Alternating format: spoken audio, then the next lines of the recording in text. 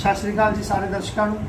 मैं हाँ ਤੁਹਾਡਾ अपना पी स्टार चैनल तो डॉक्टर प्रगट धीरापत्रा। सो अज आप गल करन जा रहे हैं पिंड धीरापत्रा तो रमनदीप कौर जिन्हें 2021 ਦੇ ਵਿੱਚ एडवोकेट की पढ़ाई खत्म करके अज चंडीगढ़ हरियाणा हाई कोर्ट के ਵਿੱਚ अपनी प्रैक्टिस शुरू करनी है। सो अज आप गलबात करते हैं। तो सब तो पहला मैं दस देवां पी स्टार चैनल नू सबसक्राइब लाइक तो कमेंट जरूर करियो।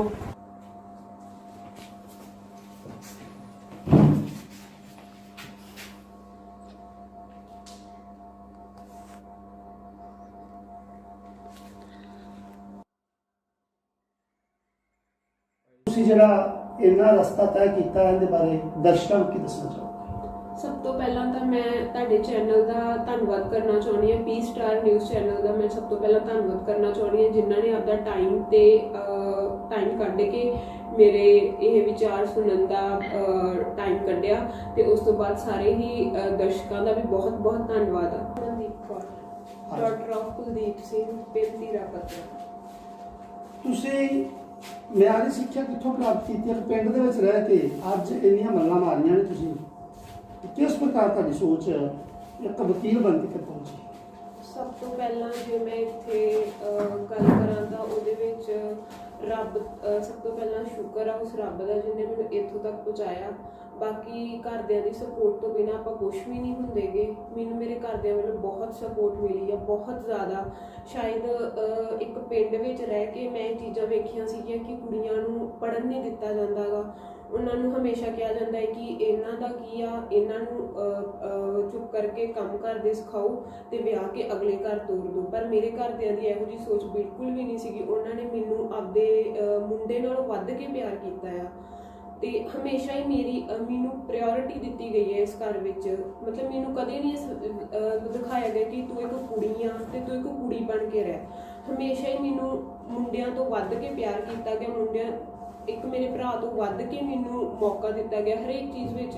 पहला मैं 1st to 4th क्लास तक मैं इत्थे साडे नेड़े पंजाब पब्लिक स्कूल च एजुकेशन लई है। इत्थों इस तो बाद मेरे फादर नूं यह सीगा कि अगर इनू मैं शहर लगावां तां यह मतलब इस तो भी वध के वधिया मतलब पढ़ सकदी आ। तो उन्होंने मैनूं DC model senior secondary school Ferozepur cantt में मेरी एडमिशन करवाई। 10th क्लास तक की स्टडी मैं उत्थे कंप्लीट की। उस बाद +1 +2 मैं DAV college for women Ferozepur cantt तो की। दैन मैं अपना BA LLB ऑनर्स की डिग्री गुरु नानक देव यूनिवर्सिटी अमृतसर तो कंप्लीट की रीसेंटली। तो मैं इत्थे ये चीज़ जे गल करा तो ये मेरी मेहनत तो पहला मेरे घरदियां दी सपोर्ट आ। ਤੁਹਾਡੇ ਘਰ ਦੇ ਪਰਿਵਾਰ ਦੇ ਵਿੱਚ ਕਿਹੜੇ-ਕਿਹੜੇ ਮੈਂਬਰ ਨੇ ਤੇ ਕਿੰਨੇ ਭੈਣ ਭਰਾ ਤੁਸੀਂ? मेरा एक ब्रदर आ, मेरे मदर ने ते मेरे फादर ने। ਤੇ ਤੁਹਾਨੂੰ ਵੱਧ ਸਪੋਰਟ ਕਿਹੜੇ ਕਰਦੇ ਨੇ ਅੱਜ ਤੱਕ ਕਿ ਇੱਥੋਂ ਤੱਕ ਇਸ ਮੰਜ਼ਿਲ ਤੱਕ ਪਹੁੰਚੇ ਤਾਂ? ਜੇ ਮੈਂ ਇੱਥੇ ਗੱਲ ਕਰਾਂ ਤਾਂ ਇੱਕ ਮੇਰੇ ਫਾਦਰ ਦੇ ਟਰਸਟ ਤੇ ਮੇਰੇ ਮਾਂ ਦੀਆਂ ਦੁਆਵਾਂ ਤੋਂ ਬਗੈਰ ਮੈਂ ਕੁਝ ਵੀ ਨਹੀਂ ਆ। ਕਿਉਂਕਿ ਜਦੋਂ ਇੱਕ ਪਿਓ ਆਪਦੀ ਧੀ ਤੇ ਟਰਸਟ ਦਿਖਾਉਂਦਾ ਆ ਤਾਂ ਹੀ ਅੱਗੇ ਧੀ ਵੱਧ ਸਕਦੀ ਆ। ਨਹੀਂ ਟਰਸਟ ਬਹੁਤ ਵੱਡੀ ਚੀਜ਼ ਹੁੰਦੀ ਆ। क्योंकि अजकल आप देखा है कि लोग कुड़ियां नूं हमेशा कहते हैं तुसीं पिछे हट जाओ, तुसीं की करना पढ़ के तुसीं विआहियां जाना है। पर मेरे फादर ने मैनूं कदे नहीं ये चीज़ कही। उन्होंने हमेशा मैनूं सपोर्ट की है। अज तक मेरे फादर ने यह भी नहीं चीज़ कही कि मैं तेरी कोई कल नूं तू अर्न करेंगी मैं कमाई खानी है। नहीं, उन्होंने हमेशा मैनूं यही कहा है कि तू आपदे पैरां ते स्टैंड कर जा, इस तो वध के सानूं कुछ नहीं चाहिदा गा। मैनूं कदे घरों विआह वालों फोर्स नहीं किया गया गा। मैं अज 23 साल की हो गई हुण। मैनूं अज तक मेरे घरदियां ने नहीं कहा कि तू ऐ कर ला या ब्याह कर दे हुण तेरा हुण तेरी डिग्री हो गई है या कुछ भी। हमेशा मैनूं यही कहा तू आपदे पैरां ते स्टैंड कर जा, उस तो बाद आपां इस चीज़ बारे सोचांगे। हमेशा मैनूं मेरी मर्जी पूछी गई आ। मैनूं कदे नहीं किसी चीज़ तो रोकिया टोकिया नहीं गया गा। मैं 5 साल बाहर पढ़ी हाँ, मैनूं कदे नहीं इन्हां ने कहा गा कि तू ऐ नहीं करना ओ नहीं करना। मैनूं मेरे फादर ने एक गल कही सीगी कि हुण तुसीं इन्ने को वड्डे हो गए जे कि तुसीं आपदे डिसीजनस वेख सको कि तुहाडे वास्ते की गलत है ते की सही आ। वो चीज़ हुण साडे ते डिपेंड करदी है कि असीं उस चीज़ नूं किवें लैणा है। जे असीं उहनूं पॉजिटिविटी नाल लवांगे तो असीं अपनी लाइफ के सही डिसीजनस लै सकते हैं। जे असीं उहनूं नैगेटिविटी नाल लवांगे कि सानूं फ्रीडम मिल गई असीं कुछ भी कर सकते हैं तो ऑफकोर्स अपने तो गलत काम भी होणगे। बाकी ਜਦੋਂ ਮੇਰੀ ਐਡਮਿਸ਼ਨ ਹੋਈ ਸੀ, ਮੈਨੂੰ ਅੱਜ ਤੱਕ ਚੇਤਾ ਹੈ, ਮੇਰੇ 5 ਸਾਲ ਪਹਿਲਾਂ ਜਦੋਂ ਮੇਰੀ ਐਡਮਿਸ਼ਨ ਹੋਈ ਹੈ ਗੁਰੂ ਨਾਨਕ ਦੇਵ ਯੂਨੀਵਰਸਿਟੀ ਵਿੱਚ, ਤਾਂ ਮੇਰੇ ਇੱਕ ਚਾਚਾ ਜੀ ਨੇ, ਅਵਤਾਰ ਸਿੰਘ, ਉਹਨਾਂ ਨੇ ਨਾ ਮੈਨੂੰ ਇੱਕ ਗੱਲ ਕਹੀ ਸੀ, ਮੇਰੇ ਅੱਜ ਤੱਕ ਉਹ ਮੇਰੇ ਦਿਲ ਦਿਮਾਗ ਵਿੱਚ ਬੈਠੀ। ਉਹਨਾਂ ਨੇ ਮੈਨੂੰ ਇਹ ਗੱਲ ਕਹੀ ਸੀ ਕਿ ਤੂੰ ਪਹਿਲੀ ਕੁੜੀ ਆ ਜਿਹਨੂੰ ਆਪਣੇ ਮਤਲਬ ਸਾਡੇ ਸਾਰਿਆਂ ਵਿੱਚੋਂ, ਚਾਚੇ ਤਾਇਆਂ ਵਿੱਚ ਮੈਂ ਪਹਿਲੀ ਕੁੜੀ ਸੀ ਕਿ ਮੇਰੀ ਕੋਈ ਭੂਆ ਬਾਹਰ ਨਹੀਂ ਗਈ। ਜਿਵੇਂ ਧੀਰਾ ਪੱਤਰਾ ਇਲਾਕੇ ਦੇ ਵਿੱਚ ਮੈਂ ਮਾਣ ਕਰਦਾ ਇਸ ਗੱਲ ਦਾ, ਧੀਰਾ ਪੱਤਰਾ ਦੇ ਵਿੱਚ ਇਲਾਕੇ ਦੇ ਵਿੱਚ ਇੱਕ ਪਹਿਲੀ ਕੁੜੀ ਅਸੀਂ ਮੰਨ ਕੇ ਚੱਲਦੇ ਹਾਂ ਜਿਹੜੀ ਕਿ ਅੱਜ LLB ਕਰਕੇ ਹਰਿਆਣਾ ਹਾਈ ਕੋਰਟ ਦੇ ਵਿੱਚ ਆਪਣੀ ਪ੍ਰੈਕਟਿਸ ਕਰਨ ਵਾਸਤੇ ਜਾ ਰਹੀ ਹੈ, ਤੇ ਬੜਾ ਮਾਣ ਹੈ ਸਾਨੂੰ ਇਸ ਗੱਲ ਦਾ। ਤੇ ਤੁਹਾਨੂੰ ਅਵਤਾਰ ਸਿੰਘ ਨੇ ਕੀ ਗੱਲਾਂ ਕੀਤੀਆਂ, ਤੇ ਤੁਹਾਡੇ ਅਵਤਾਰ ਸਿੰਘ ਦੇ ਨਾਲ ਤੁਹਾਡਾ ਮਾਤਾ ਦੇ ਤੁਹਾਨੂੰ ਕੀ ਸਪੋਰਟ ਮਿਲੀ? ਹਾਂਜੀ, ਤਾਂ ਮੈਨੂੰ ਚਾਚਾ ਜੀ ਨੇ ਇੱਕ ਗੱਲ ਕਹੀ ਸੀ ਕਿ ਤੂੰ ਪਹਿਲੀ ਕੁੜੀ ਆ ਜਿਹਨੂੰ ਅਸੀਂ ਬਾਹਰ ਪੜ੍ਹਨ ਲਾਇਆ ਆ। ਇਹ ਹੁਣ ਤੇਰੇ ਤੇ ਡਿਪੈਂਡ ਕਰਦਾ ਹੈ ਕਿ ਬਾਕੀ ਜਿਹੜੀਆਂ ਤੇਰੇ ਪਿੱਛੇ ਛੋਟੀਆਂ ਬੈਠੀਆਂ ਨੇ, ਤੂੰ ਉਹਨਾਂ ਨੂੰ ਬਾਹਰ ਹੋਸਟਲਾਂ ਵਿੱਚ ਪੜ੍ਹਨ ਯੋਗ ਰੱਖਦੀਆਂ ਕਿ ਨਹੀਂ। ਜੇ ਤੂੰ ਅੱਜ ਸਾਡੇ ਵਾਸਤੇ ਸਾਰਾ ਕੁਝ ਸਹੀ ਕਰੇਗੀ, ਸਹੀ ਡਿਸੀਜਨਸ ਲਵੇਂਗੀ, ਸਹੀ ਰਵੇਂਗੀ ਇੱਥੇ, ਤਾਂ ਅਸੀਂ ਉਹਨਾਂ ਨੂੰ ਵੀ ਪਿੱਛੇ ਤੇਰੇ ਭੇਜਾਂਗੇ। ਤੇ ਜੇ ਤੂੰ ਹੀ ਕਿਸੇ ਗੱਲ ਵਿੱਚ ਪਿੱਛੇ ਹਟ ਗਈ ਜਾਂ ਗਲਤ ਹੋ ਗਈ ਤਾਂ ਉਹਨਾਂ ਦਾ ਵੀ ਫਿਊਚਰ ਬਰਬਾਦ ਹੋ ਜਾਣਾ ਹੈ। ਮੈਂ ਇੱਥੇ ਉੱਥੇ 5 ਸਾਲ ਮੈਂ ਹਰੇਕ ਇੱਕ ਸਟੈਪ ਚੁੱਕਣ ਤੋਂ ਪਹਿਲਾਂ ਵੀ ਇਹ ਚੀਜ਼ ਸੋਚੀ ਕਿ ਮੇਰੇ ਪਿੱਛੇ ਬਹੁਤ ਕੁੜੀਆਂ ਦਾ ਫਿਊਚਰ ਹੈ, ਕਿਉਂਕਿ ਜਦੋਂ ਇੱਕ ਕੁੜੀ ਕੁਝ ਗਲਤ ਸਟੈਪ ਚੁੱਕਦੀ ਹੈ ਨਾ, ਉਹਦੇ ਪਿੱਛੇ ਕੁਝ 100 ਕੁੜੀਆਂ ਦਾ ਫਿਊਚਰ ਬਰਬਾਦ ਹੋ ਜਾਂਦਾ ਹੈ। ਕਿਉਂਕਿ ਲੋਕ ਸੋਚਣਾ ਸ਼ੁਰੂ ਕਰ ਦਿੰਦੇ ਨੇ ਜੇ ਇਹਨੇ ਐਵੇਂ ਕੀਤਾ ਤਾਂ ਦੂਸਰੀ ਵੀ ਇਦਾਂ ਹੀ ਕਰੂਗੀ, ਸਾਡੀ ਕੁੜੀ ਵੀ ਇਦਾਂ ਹੀ ਕਰੂਗੀ, ਤਾਂ ਕੁੜੀਆਂ ਨੂੰ ਅੱਗੇ ਵਧਣ ਦਾ ਮੌਕਾ ਹੀ ਨਹੀਂ ਦਿੱਤਾ ਜਾਂਦਾ। ਮੈਂ ਸੱਚੀ ਬਹੁਤ ਖੁਸ਼ ਨਸੀਬ ਹਾਂ ਕਿ ਮੈਨੂੰ ਇਹੋ ਜਿਹੀ ਫੈਮਿਲੀ ਮਿਲੀ ਹੈ ਜਿਨ੍ਹਾਂ ਨੇ ਮੈਨੂੰ ਇੰਨੀ ਸਪੋਰਟ ਕੀਤੀ ਹੈ ਤੇ ਮੈਂ ਇੱਥੋਂ ਤੱਕ ਪਹੁੰਚੀ ਹਾਂ, ਤੇ ਅੱਜ ਵੀ ਮੈਨੂੰ ਸਪੋਰਟ ਕਰ ਰਹੇ ਨੇ। ਸਟਿਲ ਉਹਨਾਂ ਨੂੰ ਇਹੀ ਹੈ, ਜਿਵੇਂ ਇਹ ਕਹਿੰਦੀ ਆ ਆਪਾਂ ਉਦਾਂ ਹੀ ਕਰਨਾ ਹੈ। ਜੇ ਮੈਂ ਕਿਹਾ ਕਿ ਮੈਂ ਇੱਥੇ ਪ੍ਰੈਕਟਿਸ ਕਰਨੀ ਹੈ, ਠੀਕ ਹੈ ਤੂੰ ਉੱਥੇ ਹੀ ਕਰ। ਮੈਨੂੰ ਕਿਸੇ ਗੱਲ ਤੋਂ ਨਹੀਂ ਰੋਕਿਆ ਗਿਆ, ਕਿਸੇ ਵੀ ਗੱਲ ਤੋਂ। ਜੇ ਮੈਂ ਕਿਤੇ ਘੁੰਮਣ ਫਿਰਨ ਜਾਣਾ ਹੈ, ਮੈਨੂੰ ਤਾਂ ਮੇਰੇ ਫਾਦਰ ਦੀ ਪਹਿਲਾਂ ਸਪੋਰਟ ਹੁੰਦੀ ਹੈ। ਇਨਫੈਕਟ ਮਦਰ ਕਈ ਵਾਰੀ ਕਹਿ ਦਿੰਦੇ ਆ ਕਿ ਤੂੰ ਐ ਨਹੀਂ ਐ ਕਰਨਾ, ਬਟ ਨਹੀਂ, ਮੇਰੇ ਪਾਪਾ ਨੇ ਮੈਨੂੰ ਅੱਜ ਤੱਕ ਨਹੀਂ ਇਹ ਚੀਜ਼ ਕਹੀ ਕਿ ਤੂੰ ਆ ਨਹੀਂ ਪਾਉਣਾ, ਆ ਨਹੀਂ ਕਰਨਾ, ਇਹਨੂੰ ਨਹੀਂ ਬੁਲਾਉਣਾ, ਆ ਨਹੀਂ। ਉਹਨਾਂ ਨੂੰ ਵੀ ਪਤਾ ਹੈ ਕਿ ਜੇ ਆਪਾਂ ਦੁਨੀਆਦਾਰੀ ਵਿੱਚ ਵਿਚਰਨਾ ਹੈ ਤਾਂ ਸਭ ਨੂੰ ਬੁਲਾਉਣਾ ਵੀ ਪੈਣਾ ਆ। ਉਹ ਆਪਣੇ ਤੇ ਡਿਪੈਂਡ ਕਰਦਾ ਹੈ ਕਿ ਆਪਾਂ ਕਿਸ ਚੀਜ਼ ਨੂੰ ਕਿਸ ਵੇ ਨਾਲ ਲੈਣੇ ਆ ਤੇ ਕਿਸ ਬੰਦੇ ਨੂੰ ਕਿਸ ਵੇ ਨਾਲ ਬੁਲਾਉਣੇ ਆ। ਪਰ ਜਿਸ ਤਰ੍ਹਾਂ ਮਾਤਾ ਦਾ ਸੁਭਾਅ ਹੈ ਵੀ ਤੁਹਾਨੂੰ ਸਮਝਾ ਕੇ ਰੱਖਣਾ, ਇੱਕ ਲੜਕੀਆਂ ਨੂੰ ਪਰਿਵਾਰ ਦੇ ਵਿੱਚ ਵਧੀਆ ਮੱਤ ਦੇਣੀ ਕਿ ਤੁਸੀਂ ਇਸ ਤਰ੍ਹਾਂ ਚੱਲਣਾ, ਇਸ ਤਰ੍ਹਾਂ ਚੱਲਣਾ, ਫਿਰ ਵੀ ਜਿਹੜੀ ਮਾਤਾ ਦਾ ਤੁਹਾਡੇ ਨਾਲ ਕਿਸ ਤਰ੍ਹਾਂ ਦਾ ਵਿਵਹਾਰ ਰਹਿੰਦਾ ਹੈ? ਹਾਂਜੀ, ਮੈਨੂੰ ਮਦਰ ਵੱਲੋਂ ਵੀ ਬਹੁਤ ਸਪੋਰਟ ਮਿਲੀ ਆ। ਠੀਕ ਆ, ਇੱਕ ਆਪਾਂ ਕਹਿੰਦੇ ਕਿ ਘਰੇ ਇੱਕ ਜੀ ਹੋਣਾ ਚਾਹੀਦਾ ਹੈ ਕਿ ਜਿਹੜਾ ਆਪਾਂ ਨੂੰ ਸਮਝਾ ਕੇ ਰੱਖੇ ਤੇ ਠੋਕ ਕੇ ਰੱਖੇ।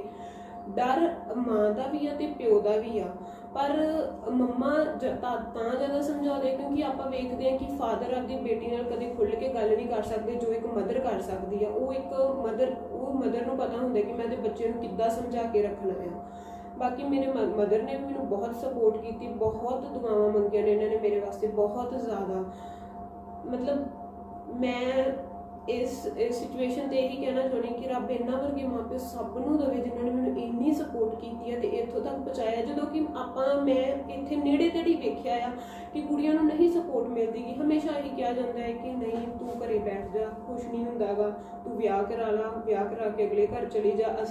ਮੈਂ ਲੋਕਾਂ ਦੀ ਸੋਚ ਦੇਖੀ, ਲੋਕਾਂ ਨੂੰ ਇਹ ਹੁੰਦਾ ਹੈ ਕਿ ਇਹਨੇ ਤਾਂ ਅਗਲੇ ਘਰ ਚਲੀ ਜਾਣਾ, ਅਸੀਂ ਕਿਹੜਾ ਇਹਦੀ ਕਮਾਈ ਖਾਣੀ ਜਿਹੜਾ ਅਸੀਂ ਇਹਦੇ ਤੇ ਪੈਸਾ ਲਾਈਏ। ਪਰ ਇਹਨਾਂ ਨੇ ਅੱਜ ਤੱਕ ਇਹ ਵੀ ਲਾਲਚ ਨਹੀਂ ਕੀਤਾ ਗਾ ਕਿ ਹਾਂ ਕੱਲ੍ਹ ਨੂੰ ਅਸੀਂ ਇਹਦੀ ਕਮਾਈ ਖਾਣੀ ਹੈ ਜਾਂ ਫਿਰ ਅਸੀਂ ਤਾਂ ਕਰਕੇ ਇਹਨੂੰ ਪੜ੍ਹਾਉਣੇ ਪਿਆ। ਨਾ, ਬਿਲਕੁਲ ਵੀ ਨਹੀਂ। ਮੇਰੇ ਫਾਦਰ ਨੇ ਹਮੇਸ਼ਾ ਮੈਨੂੰ ਇਹੀ ਚੀਜ਼ ਕਹੀ ਕਿ ਮੈਂ ਇਹਨਾਂ ਦੀ ਕਮਾਈ ਨਹੀਂ ਖਾਣੀ। ਬਿਲਕੁਲ ਵੀ ਨਹੀਂ ਇਹ ਚੀਜ਼ ਮੇਰੇ ਸਾਹਮਣੇ ਕਦੇ ਲੈ ਕੇ ਆਉਂਦੀ ਗਈ ਕਿ ਤੂੰ ਅਰਨ ਕਰ ਤੇ ਅਸੀਂ ਤੇਰੀ ਕਮਾਈ ਤੋਂ ਕੁਛ ਵੀ ਕਰਨਾ ਹੈ।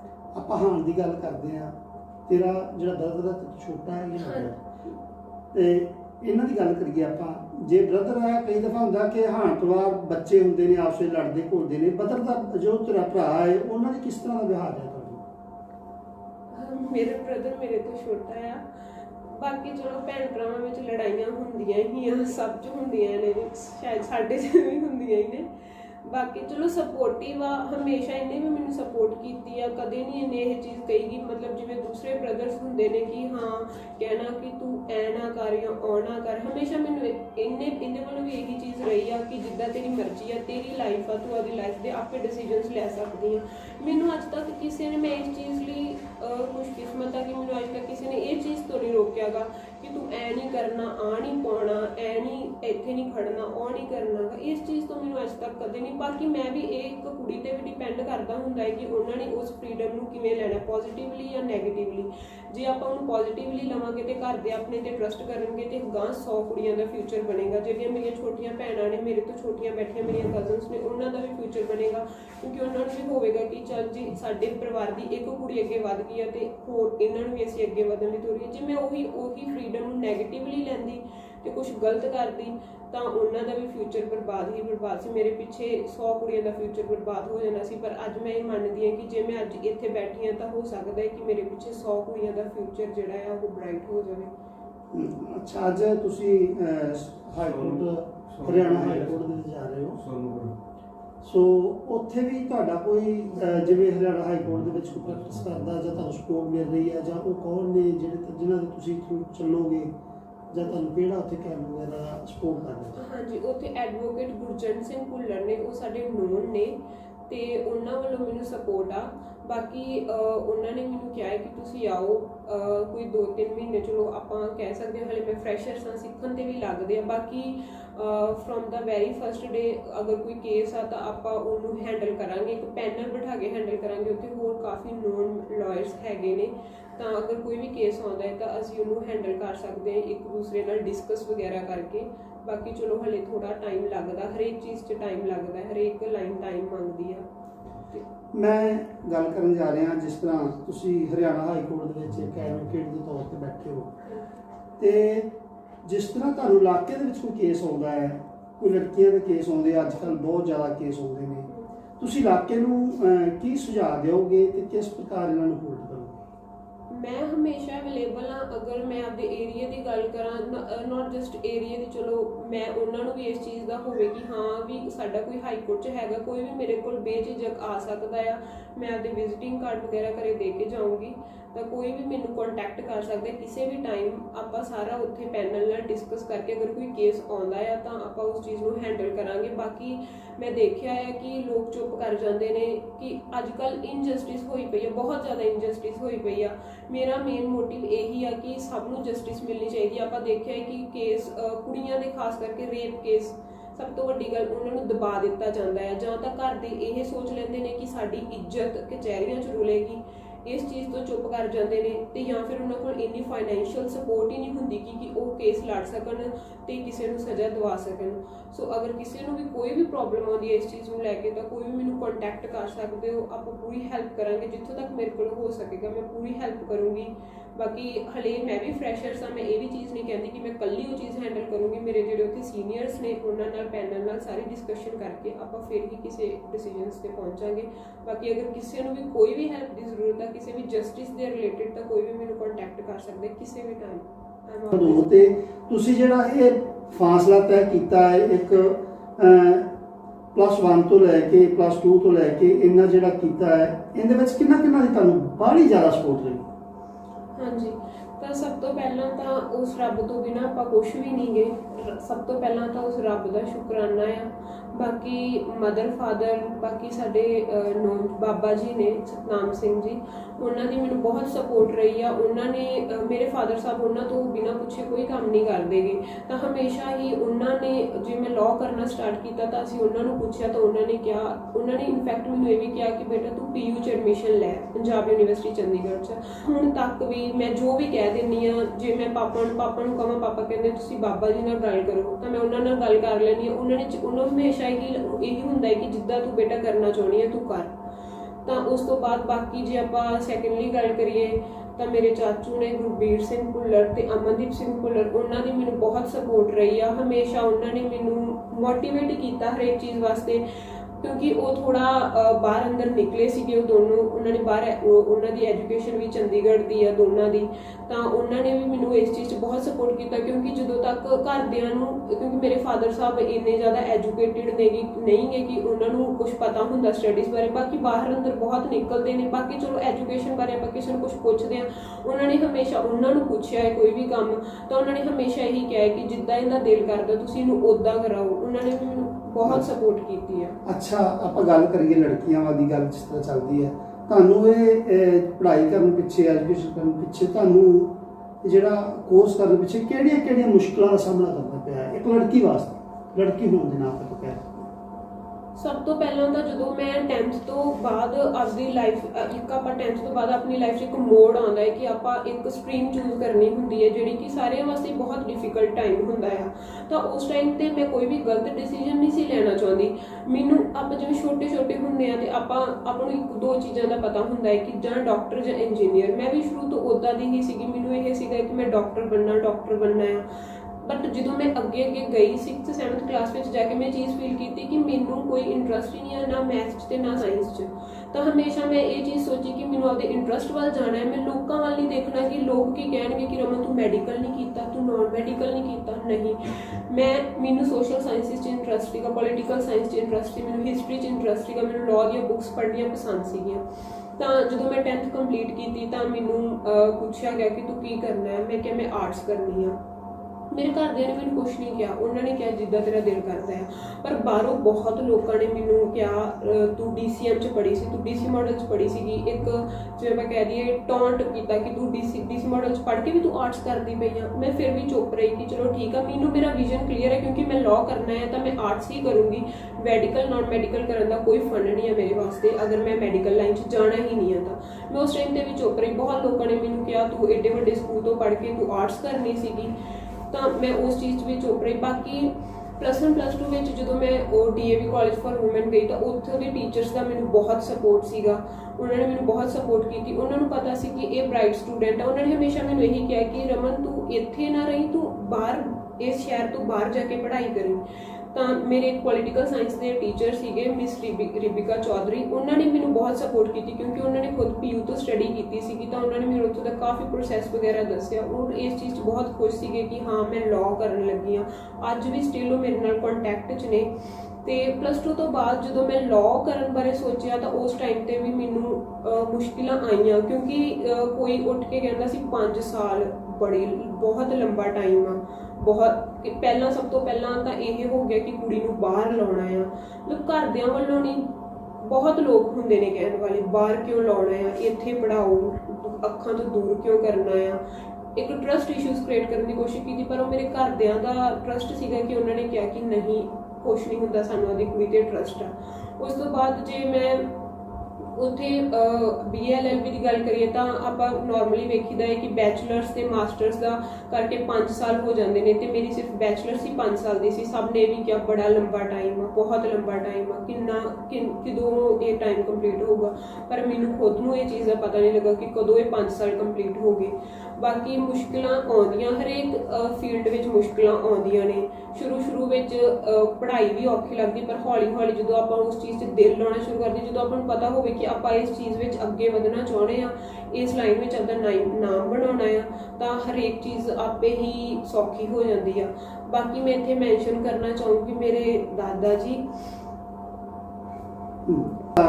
ਮੈਨੂੰ ਕੁਝ ਮਹਿਸੂਸ ਹੋਇਆ, ਤੁਹਾਡੀ ਅੱਖਾਂ 'ਚ ਪਾਣੀ ਹੈ ਤੇ ਕਿਸੇ ਦੀ ਯਾਦ ਆਈ ਹੈ, ਕਿਸੇ ਪਰਿਵਾਰ ਦੀ ਯਾਦ ਆਈ ਹੈ ਜਿਨ੍ਹਾਂ ਨੂੰ ਸਪੋਰਟ ਕੀਤੀ ਹੋਵੇ, ਦਾਦਾ ਜੀ, ਦਾਦੀ ਜੀ ਜਾਂ ਜਿਵੇਂ ਸਰਦਾਰ ਗੰਗਾ ਸਿੰਘ ਜੀ ਤੁਹਾਡੇ, ਉਹਨਾਂ ਦੀ ਕਿਸੇ ਨੇ ਸਪੋਰਟ ਕੀਤੀ ਹੋਵੇ ਜਿਹੜੀ ਅੱਜ ਯਾਦ ਆਈ ਤੁਹਾਨੂੰ, ਉਹਦੇ ਬਾਰੇ ਕੀ ਕਹਿਣਾ ਚਾਹੋਗੇ? ਹਾਂਜੀ, ਮੇਰੇ ਦਾਦਾ ਜੀ ਸੀਗੇ ਸਰਦਾਰ ਬੇਅੰਤ ਸਿੰਘ ਭੁੱਲਰ। ਉਹ ਐਕਸਪਾਇਰ ਹੋ ਗਿਆ 5 ਮੰਥਸ ਪਹਿਲਾਂ। ਉਹਨਾਂ ਦੀ ਮੈਨੂੰ ਬਹੁਤ ਸਪੋਰਟ ਸੀਗੀ, ਬਹੁਤ ਜ਼ਿਆਦਾ। ਮਤਲਬ ਇੱਕ ਉਹ ਖੁਦ ਪੜ੍ਹੇ ਲਿਖੇ ਨਹੀਂ ਸੀਗੇ ਬਟ ਸਟਿਲ ਉਹ ਮੈਨੂੰ ਇੰਨਾ ਮੋਟੀਵੇਟ ਕਰਦੇ ਸੀਗੇ। ਹਮੇਸ਼ਾ ਉਹਨਾਂ ਨੂੰ ਇਹ ਹੁੰਦਾ ਸੀਗਾ ਕਿ ਮੇਰੀ ਪੋਤੀ ਕੁਛ ਬਣੇ। ਹਮੇਸ਼ਾ ਮੈਨੂੰ ਜਦੋਂ ਵੀ ਮੈਂ ਆਇਆ ਕਰਨਾ ਉਹਨਾਂ ਨੇ ਮੈਨੂੰ ਪੁੱਛਿਆ ਕਰਨਾ ਤੇਰਾ ਕਿੰਨਾ ਟਾਈਮ ਰਹਿ ਗਿਆ, ਤੂੰ ਕਦੋਂ ਕੁਛ ਬਣਨਾ ਹੈ, ਤੂੰ ਕਦੋਂ ਵਕੀਲ ਬਣਨਾ ਹੈ। ਤਾਂ ਅੱਜ ਮੈਨੂੰ ਸਭ ਤੋਂ ਜ਼ਿਆਦਾ ਕਮੀ ਉਹਨਾਂ ਦੀ ਮਹਿਸੂਸ ਹੋ ਰਹੀ ਆ। ਤੁਸੀਂ ਕੀ ਸੰਦੇਸ਼ ਦੇਣਾ ਚਾਹੋਗੇ ਲੜਕੀਆਂ ਨੂੰ ਆਪਣੇ ਇਸ ਸਮੇਂ ਦੌਰਾਨ? ਮੈਂ ਸਾਰੀਆਂ ਕੁੜੀਆਂ ਨੂੰ ਇਹੀ ਕਹਿਣਾ ਚਾਹੁੰਦੀ ਹਾਂ ਕਿ ਅਗਰ ਜੇ ਕਿਸੇ ਕੁੜੀ ਨੇ, ਪਹਿਲੀ ਗੱਲ ਤਾਂ ਮੈਂ ਸਾਰਿਆਂ ਦੇ ਘਰਦਿਆਂ ਨੂੰ ਇਹ ਚੀਜ਼ ਕਹਿਣਾ ਚਾਹੁੰਦੀ ਹਾਂ, ਪੇਰੈਂਟਸ ਨੂੰ ਕਹਿਣਾ ਚਾਹੁੰਦੀ ਹਾਂ ਕਿ ਤੁਸੀਂ ਹਮੇਸ਼ਾ ਆਪਣੀਆਂ ਕੁੜੀਆਂ ਨੂੰ ਸਪੋਰਟ ਕਰਿਆ ਕਰੋ, ਕਿ ਉਹਨਾਂ ਨੂੰ ਅੱਗੇ ਵਧਣ ਲਈ ਕਿਹਾ ਕਰੋ ਕਿ ਹਾਂ ਤੁਸੀਂ ਅੱਗੇ ਜਾਓ। ਕੁੜੀਆਂ ਵੀ ਬਹੁਤ ਕੁਝ ਕਰ ਸਕਦੀਆਂ ਨੇ। ਅੱਜ ਹਰੇਕ ਫੀਲਡ ਵਿੱਚ ਕੁੜੀਆਂ ਵੀ ਨੇ। ਪਹਿਲਾਂ ਹੁੰਦਾ ਸੀਗਾ ਕਿ ਕੁਝ ਫੀਲਡ ਸੀ ਜਿਨ੍ਹਾਂ ਵਿੱਚ ਕੁੜੀਆਂ ਦਾ ਹੱਥ ਸੀਗਾ ਪਰ ਅੱਜ ਕੱਲ੍ਹ ਹਰੇਕ ਫੀਲਡ ਵਿੱਚ ਆਪਾਂ ਵੇਖੀਦਾ ਕਿ ਕੁੜੀਆਂ ਨੇ। ਤਾਂ ਕੁੜੀਆਂ ਵੀ ਨਾਮ ਰੌਸ਼ਨ ਕਰ ਸਕਦੀਆਂ ਨੇ। ਘਰਦਿਆਂ ਦਾ ਕੁੜੀਆਂ ਨੂੰ ਹਮੇਸ਼ਾ ਅੱਗੇ ਵਧਣ ਦੀ ਪ੍ਰੇਰਨਾ ਦਿਆ ਕਰੋ। ਤੇ ਬਾਕੀ ਜਿਹੜੀਆਂ ਕੁੜੀਆਂ ਨੂੰ ਮੈਂ ਇਹ ਚੀਜ਼ ਕਹਿਣਾ ਚਾਹੁੰਦੀ ਕਿ ਜੇ ਤੁਹਾਡੇ ਘਰ ਦੇ ਤੁਹਾਨੂੰ ਇੰਨੀ ਕੁ ਖੁੱਲ੍ਹ ਦਿੰਦੇ ਨੇ, ਫਰੀडम ਦਿੰਦੇ ਨੇ ਕਿ ਤੁਹਾਨੂੰ ਤੁਸੀਂ ਬਾਹਰ ਜਾ ਕੇ ਪੜ੍ਹ ਸਕੋ ਤੇ ਅੱਗੇ ਵੱਧ ਸਕੋ, ਤਾਂ ਤੁਸੀਂ ਵੀ ਉਹਨਾਂ ਨੂੰ ਇਸ ਚੀਜ਼ ਵਿੱਚ ਕਦੇ ਵੀ ਨਿਰਾਸ਼ ਨਾ ਕਰਿਆ ਕਰੋ। ਹਮੇਸ਼ਾ ਉਹਨਾਂ ਦਾ ਨਾਮ ਉੱਚਾ ਕਰੋ। ਕੁਛ ਵੀ ਆ, ਠੀਕ ਆ, ਫਰੀडम ਮੈਂ ਇਹ ਨਹੀਂ ਕਹਿੰਦੀ ਕਿ ਮੈਂ ਘੁੰਮੀ ਫਿਰੀ ਨਹੀਂ ਆ, ਸਾਰਾ ਕੁਛ ਹੀ ਕੀਤਾ। ਮੈਂ 5 ਸਾਲ ਬਾਹਰ ਪੜ੍ਹੀ ਆ, ਮੈਂ ਘੁੰਮੀ ਫਿਰੀ ਵੀ ਆ, ਇੰਜੋਇਮੈਂਟ ਵੀ ਕੀਤੀ ਆ, ਫਰੈਂਡਸ ਸਰਕਲ 'ਚ ਵੀ ਬੈਠੇ ਆ। ਬਾਕੀ ਆਪਾਂ ਨੂੰ ਵੀ ਪਤਾ ਹੈ ਕਿ ਆਪਣੇ ਫੈਮਲੀਜ਼ ਆਪਾਂ ਨੂੰ ਕੀ ਚੀਜ਼ ਅਲਾਉ ਕਰਦੀਆਂ ਨੇ ਤੇ ਕੀ ਚੀਜ਼ ਡਿਸ ਅਲਾਉ ਕਰਦੀਆਂ ਨੇ। ਪਲੀਜ਼ ਉਹਨਾਂ ਦੀਆਂ ਜਿਹੜੀਆਂ ਚੀਜ਼ਾਂ ਆਪਣੀ ਸੁਸਾਇਟੀ ਅਲਾਉ ਨਹੀਂ ਕਰਦੀਗੀ ਤੇ ਜਿਨ੍ਹਾਂ ਕਰਕੇ ਆਪਣੇ ਘਰਦਿਆਂ ਦਾ ਨੱਕ ਨੀਵਾਂ ਹੁੰਦਾ ਜਾਂ ਉਹਨਾਂ ਦਾ ਸਿਰ ਨੀਵਾਂ ਹੁੰਦਾ ਹੈ, ਤਾਂ ਪਲੀਜ਼ ਉਹ ਚੀਜ਼ਾਂ ਨਾ ਕਰਿਆ ਕਰੋ। ਕਿਉਂਕਿ ਜਦੋਂ ਇੱਕ ਕੁੜੀ ਗਲਤ ਸਟੈਪ ਚੁੱਕਦੀ ਹੈ ਨਾ, ਉਹਦੇ ਪਿੱਛੇ 100 ਕੁੜੀਆਂ ਦਾ ਫਿਊਚਰ ਬਰਬਾਦ ਹੋ ਜਾਂਦਾ ਹੈ। ਪਲੀਜ਼ ਆਪਦੇ ਲਈ ਨਹੀਂ ਤਾਂ ਦੂਜਿਆਂ ਵਾਸਤੇ ਹੀ ਸੋਚ ਕੇ ਥੋੜਾ ਚੱਲਿਆ ਕਰੋ। ਬਾਕੀ ਚਲੋ ਜਿਵੇਂ ਵੀ। ਇਹ ਸਨ ਐਡਵੋਕੇਟ ਰਮਨਦੀਪ ਕੌਰ ਪਿੰਡ ਧੀਰਾ ਪੱਤਰਾ, ਜਿਨ੍ਹਾਂ ਨੇ ਆਪਣੀ ਜ਼ਿੰਦਗੀ ਦਾ ਸਫ਼ਰ ਤੈਅ ਕਰਦਿਆਂ ਹੋਇਆਂ ਅੱਜ ਹਰਿਆਣਾ ਹਾਈ ਕੋਰਟ ਵਿੱਚ ਪ੍ਰੈਕਟਿਸ ਸ਼ੁਰੂ ਕੀਤੀ ਹੈ ਤੇ ਆਪਣੇ ਬਹੁਤ ਵਧੀਆ ਵਿਚਾਰ ਦਰਸ਼ਕਾਂ ਤੱਕ ਰੱਖੇ।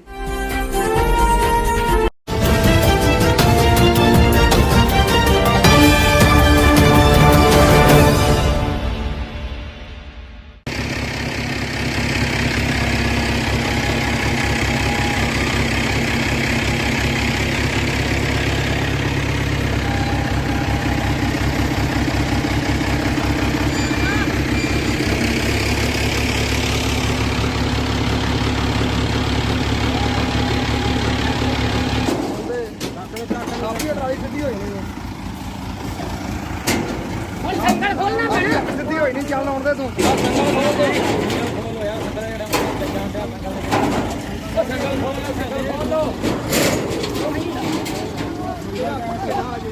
ਸੰਗਲ ਤਾਂ ਕਰ, ਥਲੇ ਡਾਊਨ ਕਰ, ਵਜਨ ਪਾ ਮੜਾ, ਤੋਲੋ ਮੜਾ ਜਾਨੂੰ।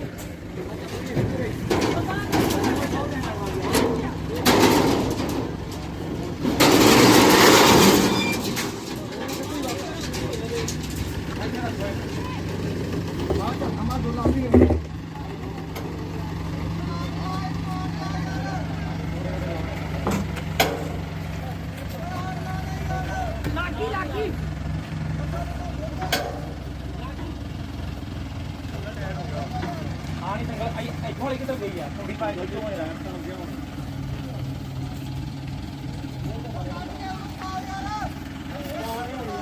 ਬਣਾ ਥੋੜਾ ਆ ਲੱਭੀ ਗਈ ਥੱਲੇ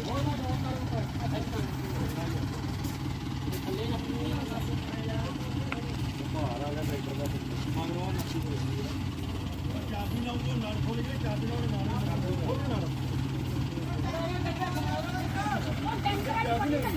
ਚਾਬੀ ਨਾਲ ਖੋਲ ਕੇ ਮਰੇ ਜਾ ਚਾਬੀ ਲੈ ਕੇ ਚਾਬੀ ਨਾਲ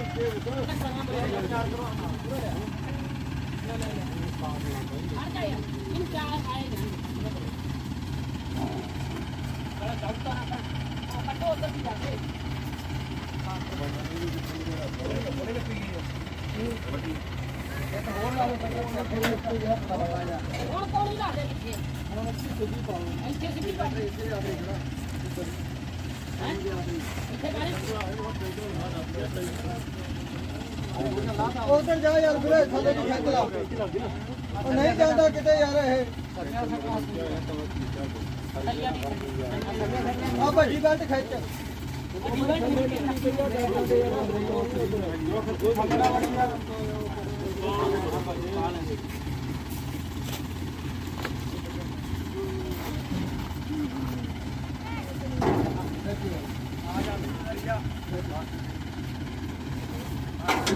ਨਾ ਖਿੱਚ, ਇਧਰ ਨਹੀਂ ਖਿੱਚ ਲੈਣੇ। ਆ ਬਈ ਇੱਕ ਪਾਸੇ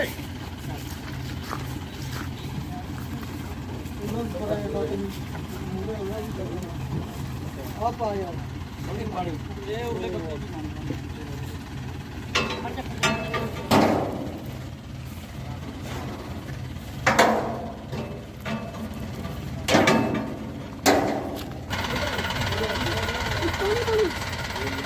ਬੱਚੇ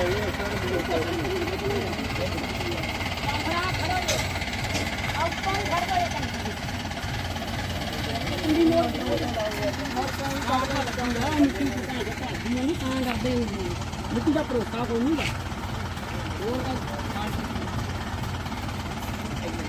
ਨਹੀਂ ਤਾਂ ਹੁੰਦਾ ਨਾ ਇਹ ਇੱਕ ਮਿੰਟ ਦਾ ਸਾਰ ਨਹੀਂ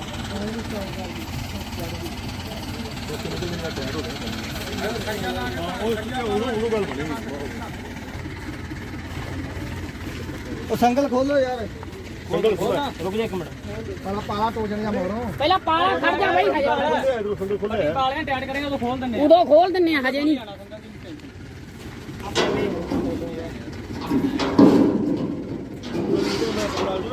ਆਈ ਛੁਪਾ ਕੇ ਸੱਜਾ ਔਰ ਛੱਡ ਦੇ ਸਰੀਆ ਵੀ ਨਾਲ ਹੀ ਆਉਣਗੇ ਪਹਿਲੀ ਵਾਰ ਸੰਗਲ ਆਪਣਾ ਸਮਝਾ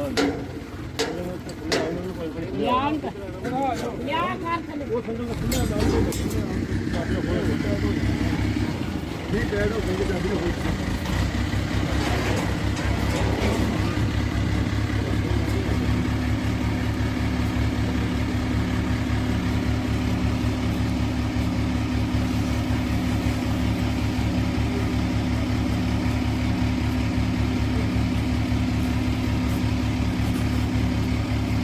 ਉਹ ਸੰਗਲ ਕਰਕੇ ਫਿਰ ਟ੍ਰੇਨ ਖਿੱਚਿਆ ਗਿਆ ਸੀਗਾ ਇਹਨਾਂ ਬਹੁਤ ਫਰਕ ਹੈਗਾ ਨਹੀਂ ਉਹਨੇ ਫਿਰ ਡਾਊਨ ਉਹ ਪਰਾਂ ਮਿੱਟੀ ਨਿਕਲੀ ਪਈ ਟਾਇਰ ਤੋਂ ਆਜੋ ਐਨੂੰ ਹੋ ਜਾਓ ਮੈਂ ਨਾ ਟਰੈਕਟਰ ਛੱਡ ਕੇ ਗਾਹ ਤੁਰ ਗਿਆ ਯਾਰ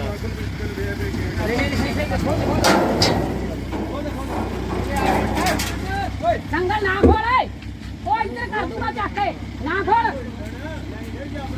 ਨਾ ਖੋਲ ਕਰਦੇ ਫਿਰ ਐ ਕਰ ਨਹੀਂ ਕਰ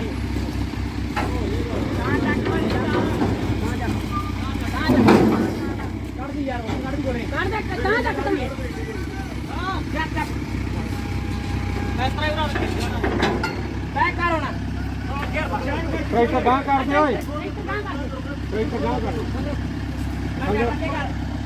ਸੰਗਲ ਖੋਲੇਗਾ ਝੋਨੇ ਦੀ ਕਰਦੇ ਆ ਸਿੱਧਾ ਹੀ ਕਰਦੇ ਝੋਨੇ ਦੀ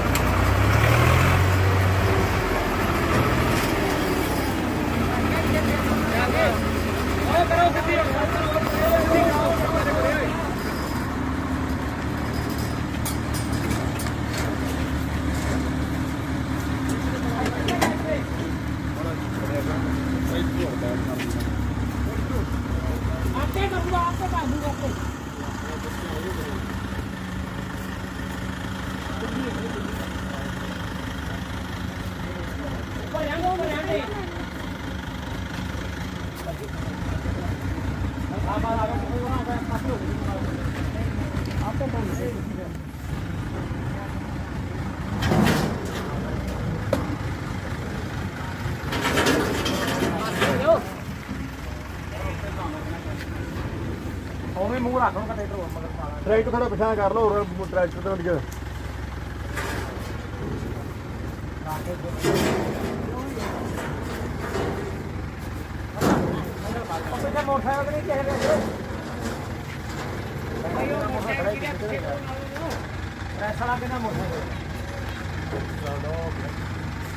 ਟਰੈਕਟਰ ਤੇਰੇ ਮੋਬਾਈਲ ਤੇ ਮੋਟਰਸਾਈਕਲ ਦੀ ਮੂਵੀ ਬਣ ਜਾਂਦੀ ਹੋਵੇ ਕਿਤੇ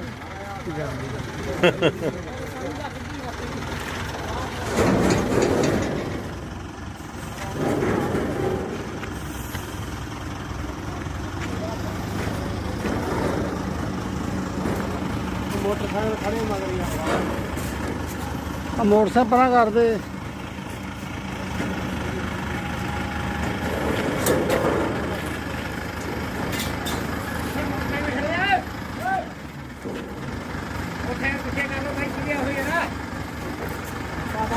ਕੱਢੀ ਜਾਂਦੇ ਆ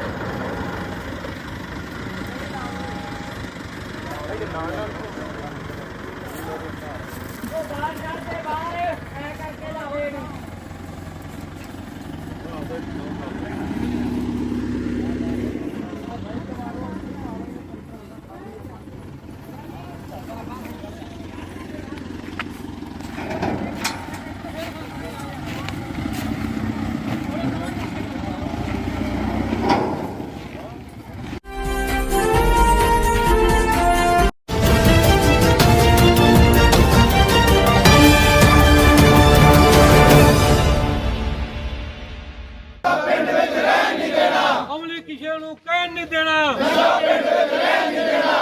ਨੌਜਵਾਨੀ ਨਸ਼ੇ ਤੋਂ ਬਚਾ ਕੇ ਰਹਾਂਗੇ ਨੌਜਵਾਨਾਂ ਨੂੰ ਨਸ਼ੇ ਤੋਂ ਬਚਾ ਕੇ ਰਹਾਂਗੇ ਨੌਜਵਾਨ ਮੌਤ ਦੇ ਸਤਾਗਰੋ ਹੋਸ਼ ਕਰੋ ਸਾਥੀਓ ਇਹਨੂੰ ਮੈਂ ਥੋੜਾ ਜਿਹਾ ਚੇਂਜ ਕਰਤਾ ਕਰੋ ਸ਼ਰਮ ਕਰੋ ਮੌਤ ਦੇ ਸਤਾਗਰੋ ਸ਼ਰਮ ਕਰੋ ਪਿੰਡ ਦੇ ਨੌਜਵਾਨਾਂ ਨੂੰ ਬਚਾ ਕੇ ਰਹਾਂਗੇ ਸਾਡਾ ਯੁੱਧ शासन चौक के अंदर से जमा करवाया दो बच्चे छोटे छोटे होते जवान नू आ वो घर बीमार पई आ पर नशेड़ी नू तां दा नशा ही पूरा करना है ना एक कहानी एक नहीं गी कहानी इहो जी सैकड़े कहानियां इत्थे जे किसे दा बच्चा आ किसे दा पति आ किसे दा भरा आ उस भैन दा दुख ओह ही दस सकदी आ दूजियां लई तां एवें हासो ही नहीं खेड़ हुंदी आ सुधरो बचो आपदे निक्के निक्के बच्चों का ख्याल करो उन्हों का कल वाली वारस कौन होगा ये चीज ध्यान रखो जे तुम सोचते भी असं चंगी ऐश कर रहे चीज बड़ी कमाई सानू मोटी हो रही है गलत सोच रहे जे कदी भी इन्हां माड़े कम्मां चो माड़े धंधियां चो किसी ने कोई राजा नहीं बनया सब ने आपदे बच्चे गवाए निक्के निक्के धूआं पत्तर गवाए अपने नेड़े तेड़े दे राणे बलैकियां आप जो आपदे पुराने बजुर्गां सुनिया जे तो उन्हां दे अजकल परिवार दा असर वेख लो अपने इलाके च मेहनत नाल जेड़े उठे आ ओह ही अगे वधिया उन्हां ही तरक्कियां कीतियां आ नशिਆਂ नाल किसे दे बच्चे मार के कदी भी कोई तानवान दौलतवान परिवारवान नहीं बनियागा समझो आपदे बच्चों की पढ़ाई च ध्यान दिओ उन्हां नूं खेडां च अगे लैके जाओ चंगी सेहत वाल ध्यान दिओ इस माता का दर्द समझो बाकी भैनों का दर्द समझो ज्यादा समा नहीं लेना पैंडा लम्मा आ लड़ाई जारी रहनी आ जिन्ना चਿਰ एक साडा बच्चा नहीं बच जाता सी लड़ाई जारी रखनी आ साडा युद्ध ਜਿਹੜੀ ਆਪਣੇ ਪਿੰਡ ਵਿੱਚ ਨਸ਼ਾ ਛੁਡਾਊ ਕਮੇਟੀ ਬਣੀ ਇਹਦਾ ਤੁਸੀਂ ਜਿਹੜਾ ਸਹਿਯੋਗ ਦੇ ਰਹੇ ਹੋ ਸੁਣਿਆ ਪੂਰਾ ਕਮੇਟੀ ਵੱਲੋਂ ਆ ਰਿਹਾ ਹੈਗਾ ਆਉਣ ਵਾਲੇ ਸਮੇਂ ਵਿੱਚ ਜਿਹੜਾ ਤੁਸੀਂ ਚਿੱਟਾ ਜਿਹੜਾ ਬਹੁਤ ਵਿਗ ਰਿਹਾ ਹੈਗਾ ਕਿਉਂਕਿ ਤੁਸੀਂ ਸਰਕਾਰਾਂ ਦੇ ਨਾਲ ਹੋ ਸਰਕਾਰਾਂ ਦੇ ਨਾਲ ਰਲ ਕੇ ਕੰਮ ਕਰਨਾ ਹੈ ਤੁਸੀਂ ਕਿਵੇਂ ਚੱਲੋਗੇ ਆਉਣ ਵਾਲੇ ਸਮੇਂ 'ਚ ਇਹਨਾਂ ਨਾਲ ਅਸੀਂ ਕਮੇਟੀਆਂ ਚੱਲਾਂਗੇ ਸਾਨੂੰ ਕਿਸੇ ਸਰਕਾਰ ਨਾਲ ਕੋਈ ਮਤਲਬ ਨਹੀਂਗਾ ਸਾਨੂੰ ਕਮੇਟੀਆਂ ਬਦਲੇ ਸਾਨੂੰ ਕੋਈ ਵੋਟ ਲੈ ਕੋਈ ਬਣੇ ਅਕਾਲੀ ਬਣੇ ਕਾਂਗਰਸ ਬਣੇ ਝਾੜੂ ਵਾਲਾ ਬਣੇ ਪਰ ਅਸੀਂ ਕਮੇਟੀਆਂ ਖੜੇ ਆ ਅਸੀਂ ਕਮੇਟੀ ਦਾ ਸਹਿਯੋਗ ਦਿਆਂਗੇ ਵੱਧ ਤੋਂ ਵੱਧ ਸਹਿਯੋਗ ਦਿਆਂਗੇ ਮਨੋ ਧਣੋ ਇਹ ਚੀਜ਼ ਦੀ ਲੋੜ ਹੋਵੇ ਅਸੀਂ ਪੰਚਾਇਤ ਹਾਜ਼ਰ ਹੈ ਤੁਹਾਡਾ ਨਾਮ ਜੀ? ਬਲਵਿੰਦਰ ਕੁਮਾਰ ਕੱਕਣ। ਅੱਜ ਜਿਹੜਾ ਪਿੰਡ ਵਜੀਦਪੁਰ ਪ੍ਰੋਟੈਸਟ ਕੀਤਾ ਜਾਂਦਾ ਪਿਆ ਹੈਗਾ, ਇਹਦਾ ਕੀ ਮਕਸਦ ਹੈਗਾ ਜੀ? ਇਹ ਪਿੰਡ ਵਜੀਦਪੁਰੋਂ ਇੱਕ ਸਾਂਝੀ ਕਮੇਟੀ ਬਣਾਈ ਗਈ ਹੈ, ਨੌਜਵਾਨ ਸੰਘਰਸ਼ ਕਮੇਟੀ, ਜਿਹੜੀ ਕਿ ਨਸ਼ੇ ਦੇ ਵਿਰੁੱਧ ਜਿਹੜੇ ਨਸ਼ੇ ਕਰਦੇ ਨੇ ਉਹਨਾਂ ਨੂੰ, ਜਿਹੜੇ ਨਸ਼ੇ ਵੇਚਦੇ ਨੇ ਉਹਨਾਂ ਦੇ ਪ੍ਰਤੀ ਜਿਹੜੀ ਉਹ ਐਕਸ਼ਨ ਲਏ। ਕੀ ਤੁਹਾਨੂੰ ਲੱਗਦਾ ਕਿ ਆਉਣ ਵਾਲੇ ਸਮੇਂ ਜਿਹੜਾ ਤੁਸੀਂ ਨਸ਼ੇ ਨੂੰ ਕੰਟਰੋਲ ਕਰਦੇ, ਕਿਉਂਕਿ ਸਰਕਾਰਾਂ ਜਿਹੜੀਆਂ ਇਹਦਾ ਬੜੀ ਵੱਡੀ ਸਪੋਰਟ ਇਹਨੂੰ ਸਰਕਾਰ ਕਰ ਰਹੀ ਜੀ? ਬਿਲਕੁਲ ਜੀ, ਆਉਣ ਵਾਲੇ ਟਾਈਮ ਦੇ ਵਿੱਚ ਨਸ਼ਾ ਖਤਮ ਕੀਤਾ ਜਾਏਗਾ, ਕਿਉਂਕਿ ਜਿਹੜੇ ਵੀ ਜਿੰਨੇ ਵੀ ਪਿੰਡ ਦੇ ਨੌਜਵਾਨ ਨੇ 100-150 ਬੰਦਾ 200 ਬੰਦਾ ਨਾਲ ਐਡ ਹੈਗਾ, ਸਾਰੇ ਬੜੇ ਉਤਸ਼ਾਹਿਤ ਨੇ ਵੀ ਬਿਲਕੁਲ 100% ਗਰੰਟੀ ਹੈ ਇਸ ਗੱਲ ਦੀ। ਥੋੜਾ ਟਾਈਮ ਜ਼ਰੂਰ ਲੱਗੇਗਾ ਪਰ ਇਹ ਨਸ਼ਾ ਬਿਲਕੁਲ ਖਤਮ ਕੀਤਾ ਜਾਏਗਾ। ਕਿੰਨੇ ਕੁ ਦਿਨਾਂ ਤੋਂ ਤੁਸੀਂ ਜਿਹੜਾ ਆਪਦੀ ਇਹ ਜਿਹੜੀ ਮੁਹਿੰਮ ਚਾਲੂ ਕੀਤੀ ਜੀ? ਇਹ ਮੈਨੂੰ 10 ਤੋਂ 15 ਦਿਨ ਹੋ ਗਏ ਆ ਸਟਾਰਟ ਹੋਈ ਨੂੰ, ਹਾਂ, ਤੇ 10-15 ਦਿਨ 'ਚ ਬਹੁਤ ਵਧੀਆ ਰਿਜ਼ਲਟ ਆਏ ਨੇ। ਸਾਡੇ ਸ਼ਮਸ਼ਾਨ ਘਾਟ ਸਕੂਲ ਦੇ ਗਰਾਊਂਡਾਂ ਦੇ ਵਿੱਚ ਬਹੁਤ ਜਿਹੜੇ ਨਸ਼ਾ ਕਰਦੇ ਸੀਗੇ ਹੁਣ ਉਹ ਬੰਦ ਹੋ ਗਏ ਨੇ, ਨਸ਼ਾ ਤੇ ਹੁਣੇ ਬੰਦ ਕਰਤੇ ਨੇ। ਬਹੁਤ ਮਤਲਬ 25 ਤੋਂ 30% ਤੱਕ ਦਾ ਜਿਹੜਾ ਹੋਣਾ ਸੀ ਇਹ ਕਾਬੂ ਪਾ ਲਿਆ ਇਹਦੇ ਤੇ। ਜਿਹੜੇ ਨਸ਼ਾ ਕਰਦੇ ਸੀ ਉਹਨਾਂ ਦਾ ਕਿਵੇਂ ਰਵੱਈਆ ਹੁਣ ਤੁਹਾਡੇ ਪ੍ਰਤੀ, ਕਿਉਂਕਿ ਉਹਨਾਂ ਨਸ਼ਾ ਬੰਦ ਹੋ ਗਿਆ, ਨਸ਼ਾ ਨਹੀਂ ਮਿਲਦਾ ਪਿਆ ਉਹਨਾਂ ਨੂੰ? ਜਿਹੜਾ ਨਸ਼ਾ ਨਹੀਂ ਮਿਲਦਾ, ਸਾਡੇ ਵੱਲੋਂ ਨੌਜਵਾਨ ਸਭਾ ਜਿਹੜੀ ਕਮੇਟੀ ਹੈਗੀ ਹੈ, ਸੰਘਰਸ਼ ਕਮੇਟੀ ਹੈ, ਉਹਦੇ ਵਿੱਚ ਅਸੀਂ ਸਭ ਨੂੰ ਕਿਹਾ ਹੋਇਆ ਵੀ ਜੇ ਕੋਈ ਬੰਦਾ ਨਸ਼ਾ ਛੱਡਣਾ ਚਾਹੁੰਦਾ ਹੈ, ਇਹ ਜਿਹੜੀ ਸੰਘਰਸ਼ ਕਮੇਟੀ ਦੇ ਮੈਂਬਰ ਨੇ ਉਹਨਾਂ ਵੱਲੋਂ ਸਾਰਾ ਕੁਝ ਵੀ ਅਸੀਂ ਇਹ ਨਸ਼ਾ ਖਤਮ ਕਰਨ ਲਈ ਵੀ ਜੇ ਉਹ ਨਸ਼ਾ ਛੱਡਣਾ ਚਾਹੁੰਦੇ ਨੇ, ਹਾਂ, ਅਸੀਂ ਆਪਦੇ ਕੋਲੋਂ ਪੱਲਿਓ ਖਰਚਾ ਕਰਕੇ ਜਿਹੜੀ ਕਮੇਟੀ ਖਰਚਾ ਕਰੂਗੀ ਤੇ ਉਹਦਾ ਨਸ਼ਾ ਛਡਾਉਣ ਲਈ ਸੀ ਤਿਆਰ ਬੈਠੇ। ਤੁਹਾਡਾ ਨਾਮ? ਬਲਰਾਮ ਸ਼ਰਮਾ।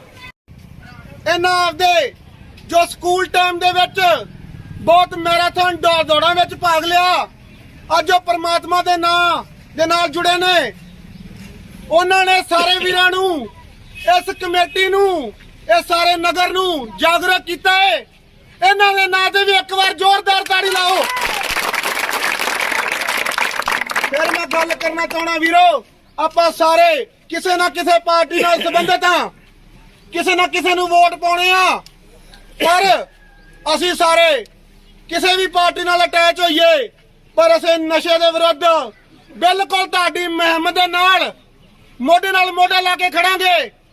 ਚਾਹੇ ਉਹ ਕਾਂਗਰਸੀ ਐਮਐਲਏ ਹੋਵੇ, ਚਾਹੇ ਉਹ ਅਕਾਲੀ ਦਲ ਦਾ ਹੋਵੇ, ਚਾਹੇ ਆਮ ਆਦਮੀ ਦਾ ਹੋਵੇ, ਚਾਹੇ ਕਿਸੇ ਹੋਰ ਪਾਰਟੀ ਦਾ ਹੋਵੇ, ਜੇ ਉਹ ਨਸ਼ੇ ਦੀ ਸਪੋਰਟ ਕਰੇਗਾ ਅਸੀਂ ਬਿਲਕੁਲ ਉਹਦਾ ਸਾਥ ਨਹੀਂ ਦੇਵਾਂਗੇ।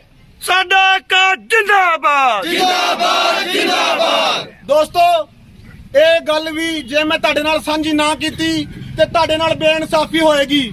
ਮੇਰੇ ਵੀਰਾਂ ਨੇ ਜੋ ਹਲਕੇ ਦਾ ਨੁਮਾਇੰਦਾ ਹੁੰਦਾ ਏ, ਉਹਨੂੰ ਆਪਾਂ ਨੂੰ ਸਵਾਲ ਕਰਨਾ ਆਪਣਾ ਫਰਜ਼ ਏ, ਕਿਉਂਕਿ ਆਪਾਂ ਉਹਨੂੰ ਵੋਟਾਂ ਪਾ ਕੇ ਕਿਸੇ ਨੇ ਪਾਈਆਂ ਹੋਣ ਚਾਹੇ ਨਾ ਪਾਈਆਂ ਹੋਣ। ਉਹ ਅੱਜ ਇਸ ਗੱਲ ਤੇ ਉਹ ਐਮਐਲਏ ਹੈ। ਵੀਰਾਂ ਨੇ ਉਸ ਦਿਨ ਬੇਨਤੀ ਕੀਤੀ, ਇੱਥੇ ਸਾਡਾ ਵਿੰਦਾ ਵੀਰ ਹੈ, ਬਲਰਾਮ ਵੀਰ ਹੈ, ਚਾਹੇ ਦੀਪਕ ਵੀਰ ਹੈ, ਚਾਹੇ ਗੁਲਸ਼ਨ ਵੀਰ ਹੈ, ਅਸੀਂ ਐਮਐਲਏ ਨੂੰ ਉਸ ਦਿਨ ਇੱਥੇ ਸੱਦਿਆ, ਬੁਲਾਇਆ, ਉਹਨੂੰ ਆਖਿਆ ਆਹ ਗੁਰਦੁਆਰਾ ਵਜੀਦਪੁਰ ਹੈ, ਇੱਥੇ ਆਪਦੇ ਬੱਚਿਆਂ ਦੀ ਸਹੁੰ ਖਾ। ਤੁਸੀਂ ਵੀਰੋ ਸਾਰੇ ਹੱਥ ਖੜਾ ਕਰਕੇ ਦੱਸੋ, ਉਹਨੇ ਆਪਦੇ ਬੱਚਿਆਂ ਦੀ ਸਹੁੰ ਖਾ ਕੇ ਆਖਿਆ ਨਾ ਮੈਂ ਮਦਦ ਕਰਾਂਗਾ ਤੇ ਨਾ ਮੈਂ ਕਰਾਂਗਾ ਤੇ ਨਾ ਮੈਂ ਕੀਤੀ ਹੈ। ਮੈਂ ਉਹਨੂੰ ਸਪਸ਼ਟ ਕਹਿਤਾ, ਜੈ ਵੀਰ ਜੀ ਤੁਸੀਂ ਨਸ਼ੇ ਦੀ ਮਦਦ ਕਰੋਗੇ, ਅਸੀਂ ਤੁਹਾਡੀ ਪਾਰਟੀ, ਅਸੀਂ ਤੁਹਾਡੀ ਕੋਠੀ ਛੱਡ ਦਿਆਂਗੇ। ਇਸ ਤੋਂ ਇਲਾਵਾ ਅੱਜ ਇਹ ਗੱਲ ਨਹੀਂ ਹੋ ਸਕਦੀ ਕਿ ਆ ਜਿੰਨੇ ਵੀ ਵੀਰ ਨੇ, ਇਹਨਾਂ ਹਰ ਇੱਕ ਨੇ ਮਿਹਨਤ ਕੀਤੀ ਏ। ਤੁਸੀਂ ਵੀਰੋ ਕਿਸੇ ਦਾ ਕੋਈ ਪਰਸਨਲੀ ਨੁਕਸਾਨ ਜਾਂ ਕਿਸੇ ਦੀ ਲੱਤ ਬਾਂਹ ਜਾਂ ਕਿਸੇ ਨੂੰ ਇਹੋ ਜਿਹਾ ਨੁਕਸਾਨ ਨਾ ਪਹੁੰਚਾਓ ਕਿ ਕਿਸੇ ਨੂੰ ਕੱਲ ਨੂੰ ਪ੍ਰੋਬਲਮ ਆਵੇ। ਬਾਕੀ ਜਿਹੜਾ ਨਹੀਂ ਸੁਧਰਦਾ, ਤੁਹਾਨੂੰ ਅੱਖਾਂ ਕੱਢਦਾ ਸੀ ਤੁਹਾਡੇ ਨਾਲ, ਸਾਨੂੰ ਰਾਤ ਨੂੰ 12 ਵਜੇ ਵੀ ਫੋਨ ਕਰੋ, ਅਸੀਂ ਨਾ ਖੜੇ ਹੋਏ ਤੇ ਸਾਨੂੰ ਬੰਦਿਆਂ 'ਚ ਬੁਲਾ ਕੇ ਪੁੱਛਿਆ ਜੇ ਵੀ ਤੁਸੀਂ ਕਿਉਂ ਨਹੀਂ ਆਏ। ਤੀਜੀ ਗੱਲ, ਕੱਲ ਆਪਣੇ ਵੇਖੋ ਵੀਰੋ, ਇਹ ਵੀ ਗੱਲ ਆਪਾਂ ਨੂੰ ਇੱਕ ਰੱਖਣੀ ਚਾਹੀਦੀ ਏ। ਕੱਲ ਆਪਣੇ ਮਾਲਵਾਲ ਪਿੰਡ ਵਿੱਚ ਆਪਣੇ ਕੁਝ ਨੌਜਵਾਨ ਵੀਰ ਜੋ ਨਸ਼ਾ ਛਡਾਊ ਕਮੇਟੀ ਦੇ ਨਾਲ ਜੁੜੇ ਹੋਏ ਹਨ, ਉਹਨਾਂ ਦਾ ਕਈ ਨਸ਼ੇ ਵਾਲੇ ਲੋਕਾਂ ਵੱਲੋਂ ਉਹਨਾਂ ਦਾ ਘਰਾਓ ਕੀਤਾ ਗਿਆ, ਉਹਨਾਂ ਨਾਲ ਕੁਝ ਗਲਤ ਕੰਮ ਕਰਨ ਦੀ ਕੋਸ਼ਿਸ਼ ਕੀਤੀ ਗਈ। ਮੈਂ ਇੱਥੇ ਜੱਸਾ ਵੀਰ ਖੜਾ ਹੈ ਵੀਰੋ, ਇਹਦੀ ਸਪੋਰਟ ਦੇ ਵਿੱਚ ਜਾਂ ਜਿੰਨੇ ਹੋਰ ਵੀ ਲੋਕ ਨੇ, ਜਦੋਂ ਵੀ ਆਪਾਂ ਨੂੰ ਆਵਾਜ਼ ਮਾਰਨ ਬਿਨਾਂ ਕਿਸੇ ਬਹਾਨੇ ਲਾਏ ਉੱਥੇ ਪਹੁੰਚੋ। ਨਾਰੇ ਮਾਰ ਚਾਚਾ, ਨਾਰੇ ਮਾਰ, ਨਾਰੇ ਮਾਰੋ।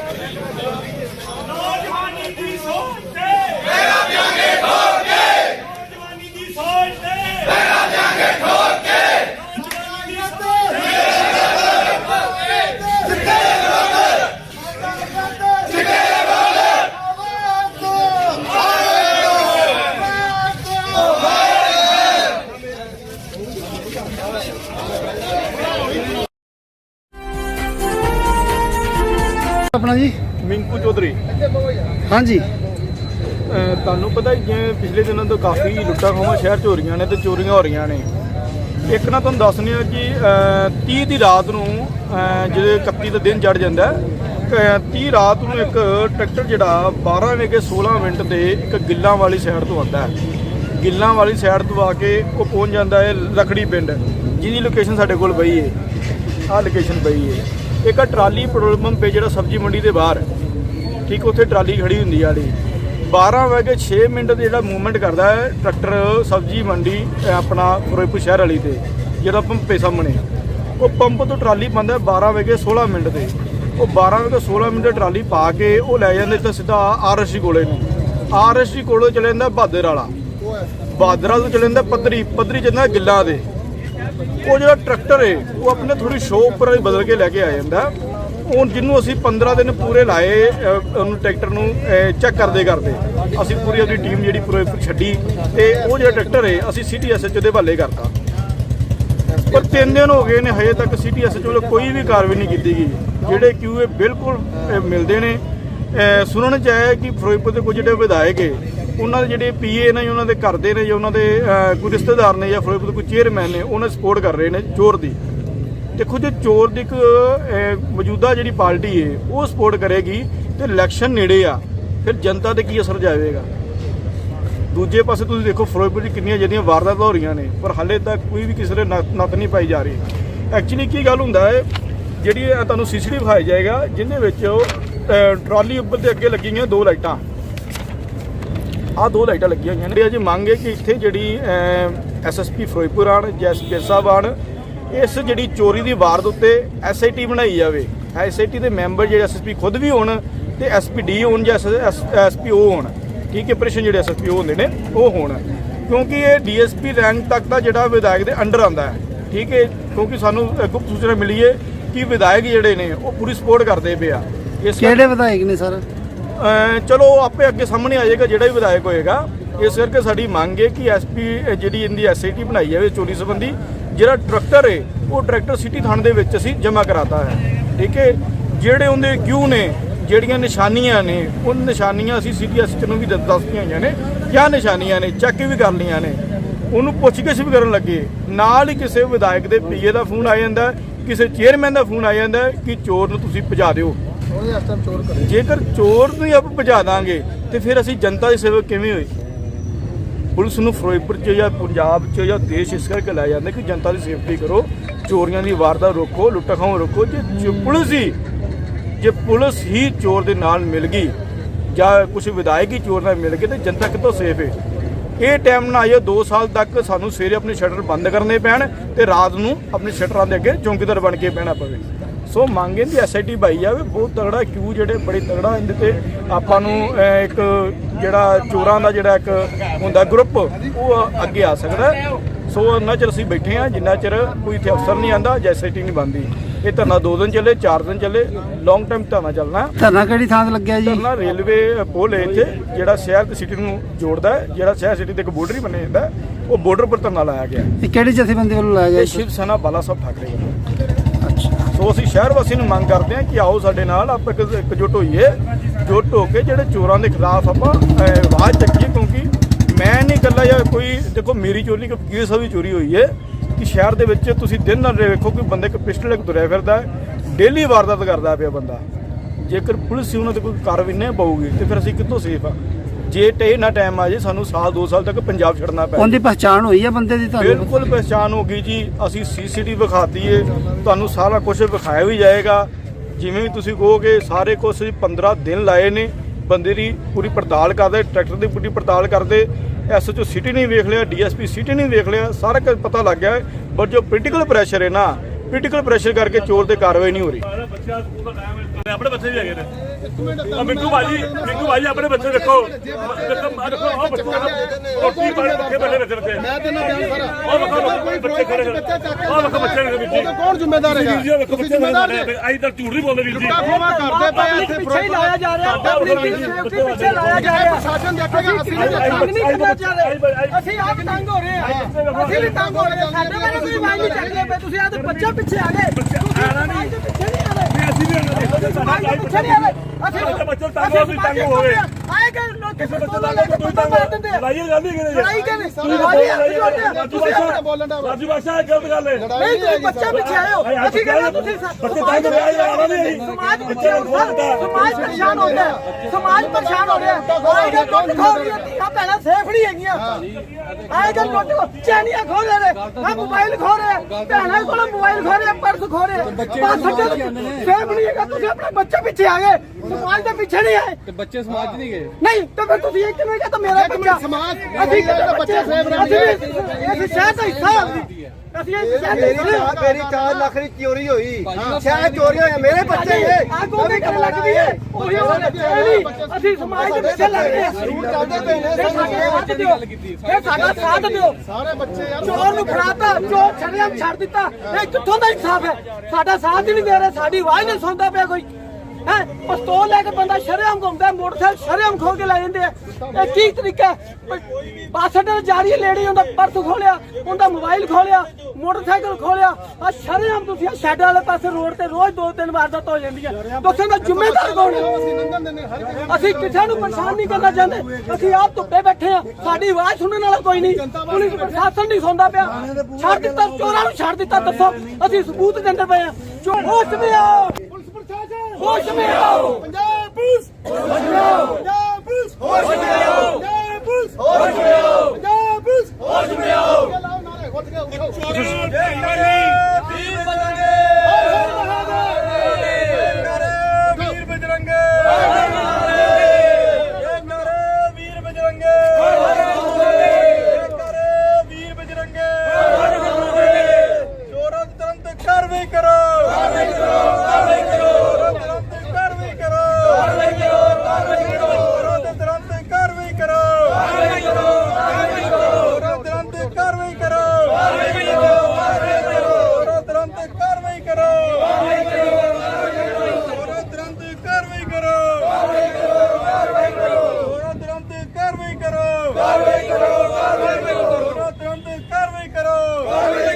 एसएसपी फिरोजपुर होश में आओ होश में आओ होश में आओ एसएसपी फिरोजपुर होश में आओ होश में आओ होश में आओ एसएसपी फिरोजपुर होश में आओ होश में आओ होश में आओ एसएसपी फिरोजपुर होश में आओ होश में आओ होश में आओ एसएसपी फिरोजपुर होश में आओ होश में आओ होश में आओ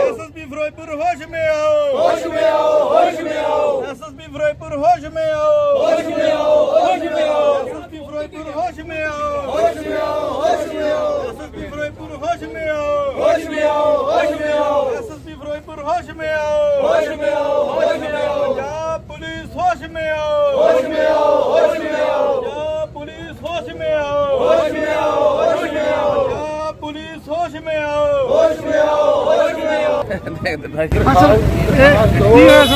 ਸਰ ਫਿਰ ਤਾਂ ਮੈਟਰ ਤਾਂ ਇਹਨਾਂ ਨੂੰ ਪੁੱਛ ਲਓ ਮੈਟਰ ਹੈ ਮੈਨੂੰ ਕੁਝ ਪਤਾ ਨਹੀਂ ਹੈਗਾ ਹਾਂਜੀ ਤੁਸੀਂ ਦੇਖੋ ਦਰਖਾਸਤ ਦੇ ਦਿਓ ਬਿਲਕੁਲ ਲੈਣ ਨੂੰ ਤਿਆਰ ਆ ਛਿੱਟ ਕਹਿੰਦੇ ਹੋ ਮੰਗ ਆ ਬਣਾ ਦਿੰਦੇ ਆ ਜੇ ਤੁਸੀਂ ਇਹਨੂੰ ਐਸਪੀ ਆਪਰੇਸ਼ਨ ਦੀ ਡਿਊਟੀ ਮੈਂ ਨਹੀਂ ਲਾ ਸਕਦਾ ਮੇਰਾ ਅਧਿਕਾਰ ਨਹੀਂ ਹੈਗਾ ਆਪਣੇ ਸੀਨੀਅਰ ਦੀ ਡਿਊਟੀ ਮੈਂ ਨਹੀਂ ਲਾ ਸਕਦਾ ਆਪਣੇ ਸਬੋਰਡੀਨੇਟ ਦੀ ਲਾ ਸਕਦਾ ਮੈਂ ਲਾ ਦਿੰਦਾ ਆ ਠੀਕ ਹੈ ਐਵੇਂ ਆਪਾਂ ਇੱਥੇ ਧਰਨਾ ਦੇ ਨਹੀਂ ਅਸੀਂ ਤਾਂ ਦੁਖੀ ਹੋਏ ਲਾਏ ਅਸੀਂ ਤੁਸੀਂ ਨੇ ਲੋਕਾਂ ਨੂੰ ਪਰੇਸ਼ਾਨ ਕਰਦੇ ਨੇ ਸਾਰਾ ਸ਼ਹਿਰ ਕਿੰਨੇ ਕੇ ਜਵਾਬ ਹੈ ਸਾਰਾ ਸ਼ਹਿਰ ਤੁਸੀਂ ਜੋੜ ਕੇ ਖੜੇ ਹੋ ਤੂੰ ਮੈਨੂੰ ਜ਼ਰੂਰੀ ਤਾਂ ਤੂੰ ਲੱਗਦਾ ਹੈ ਬੈਠੇ ਨਹੀਂ ਚਾਰ ਜਣੇ ਗੱਲਾਂ ਕਰੀਏ ਨਹੀਂ ਚਲੋ ਅਸੀਂ ਦੁਖੀ ਨੇ ਆਪੇ ਤਾਂ ਸ਼ਹਿਰ ਹੀ ਆਏ ਕਿ ਸਾਰਾ ਸ਼ਹਿਰ ਦੁਖੀ ਹੋ ਗਿਆ ਤੁਸੀਂ ਸਾਰਾ ਸ਼ਹਿਰ ਇਹਦਾ ਕਰੇ ਮਰ ਜਾਂਦਾ ਇਹਦਾ ਕਰੇ ਜਵਾਬ ਸਾਰੇ ਇੰਨੇ ਤੇਰੇ ਕਿੰਨੇ ਜਵਾਬ ਸਕੂਲੋਂ ਆਏ ਤੁਸੀਂ ਨਾ ਵੀ ਯਾਰ ਮੈਨੂੰ ਬਾਰ-ਬਾਰ ਹੋਈ ਨਹੀਂ ਕਰਾਈ ਹੋ ਨਹੀਂ ਆ ਸ਼ਹਿਰ ਇਹਦਾ ਮਤਲਬ ਇਹ ਪ੍ਰਾਈਵੇਟ ਹੋ ਰਿਹਾ ਇਹ ਚੋਰੀ ਨੂੰ ਲਾਸਟ ਚੋਰੀ ਨਹੀਂ ਹੈਗੀ ਕਿ ਜੋ ਚੋਰੀ ਨਹੀਂ ਹੋਣੀ ਪਹਿਲਾਂ ਵੀ ਚੋਰੀਆਂ ਹੁੰਦੀਆਂ ਨਾ ਵੀ ਚੋਰੀਆਂ ਹੋਣੀਆਂ ਆਪਾਂ ਤਾਂ ਇਹ ਕੰਮ ਕਰਦੇ ਹਾਂ ਵੀ ਅਖੀਰੀ ਚੋਰੀ ਸਾਬਤ ਕਰੋ ਤੁਸੀਂ ਨਾ ਪ੍ਰੈਸ ਨੂੰ ਬਿਆਨ ਦਿਓ ਨਹੀਂ ਪ੍ਰੈਸ ਨੰਬਰ ਮੰਗਿਓ ਨਾ ਪਹਿਲਾਂ ਕੋਈ ਗੱਲ ਨਹੀਂ ਅਸੀਂ ਗੱਲ ਨਹੀਂ ਕਰੋ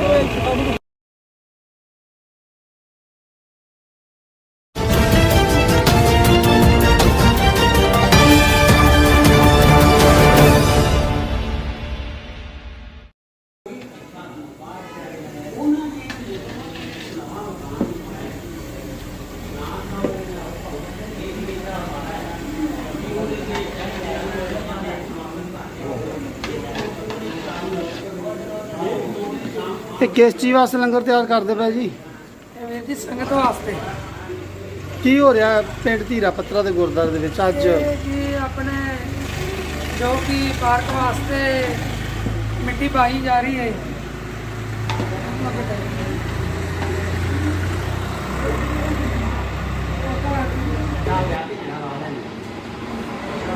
ਉਹਨੂੰ ਤੋਂ ਆਜ ਬੜਾ ਕੇ ਆ ਗਿਆ ਦਾ ਦੋ ਤੇ ਆ ਗਿਆ ਬਾਤ ਨਹੀਂ ਆ ਕਿਆ ਲੈਣਾ ਚਾਹੀਏ ਪੂਰਾ ਰਹਿ ਗਿਆ ਅੱਗੇ ਬੈ ਇਹ ਬੋਲਣਾ ਲੱਗਦਾ ਨਹੀਂ ਇਹ ਕਰ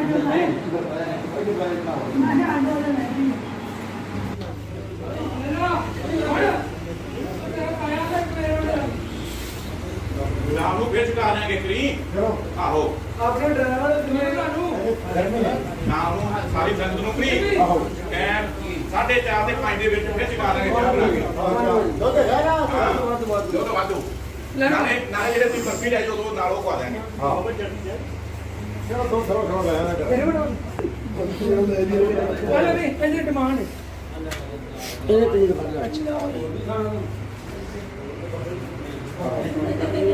ਉਹ ਭਈ ਨੇ ਆਇਓ ਬਾਬਾ ਜੀ ਚੜ੍ਹਦੀ ਪਾਣਾ ਦੇ ਮੈਨੂੰ ਵੀ ਆਤਾ ਚੜ੍ਹਦੀ ਬਾਬਾ ਜੀ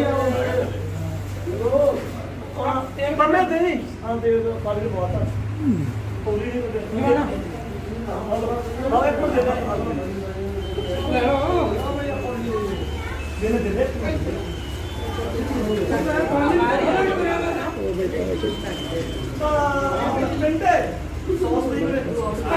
सॉस वाला भाई कौन है? अरे बाबा जी सॉस वाला भाई जाओ सॉस वाला भाई समोसे खाना आपने आ रहा है कौन नहीं यार मैं बड़ा पास होता मैं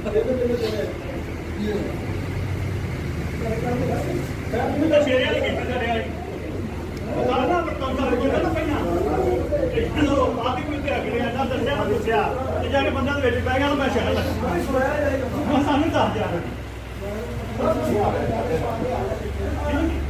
पिंड वो नहीं निकलता बाहर पिंड एक मिनट वो जब मेरा पूरा है ना वहां पर जो करेगा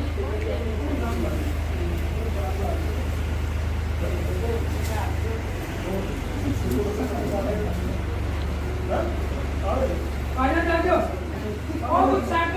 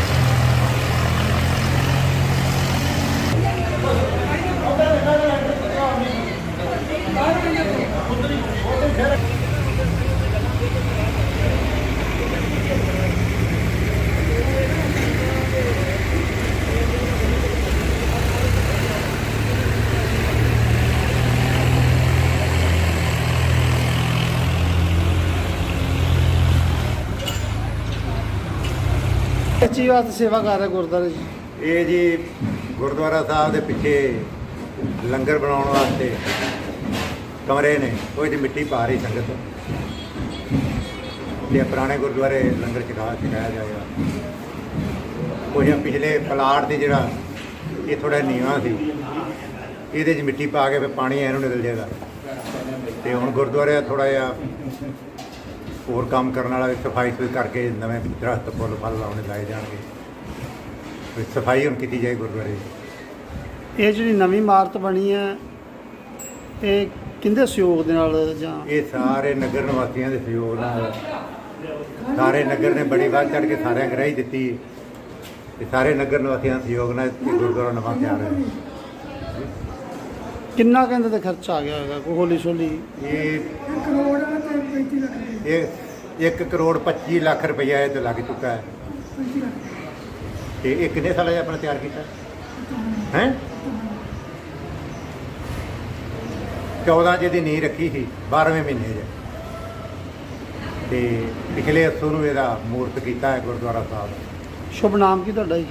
ਬਲਵੰਤ ਸਿੰਘ ਪਿੰਡ ਧੀਰਾ ਪੱਤਰਾ। ਆ ਚਾਚੇ ਜੀ ਲੈ ਰਹੇ ਪ੍ਰਧਾਨ ਸਾਡਾ ਮੁਖੀ ਇਹ ਹੈ। ਤਰਲੋਚਨ ਸਿੰਘ ਹਾਂਜੀ ਕਿਹੜਾ ਪਿੰਡ ਕਿਹੜਾ ਹੈ ਸਰ? ਧੀਰਾ ਪੱਤਰਾ। ਇਹ ਜੋ ਗੁਰਦੁਆਰਾ ਸਾਹਿਬ ਦੀ 2014 ਚੋਂ ਸੇਵਾ ਚੱਲ ਰਹੀ ਹੈ, ਇਹਦੇ ਬਾਰੇ ਤੁਸੀਂ ਵੀ 2-4 ਲਫ਼ਜ਼ ਦੱਸੋ ਵੀ ਕਿਸ ਵਾਸਤੇ ਇਹਨਾਂ ਵਧੀਆ ਸਿਸਟਮ ਜਿਹਾ ਚਲਾ ਰਿਹਾ ਪਿੰਡ।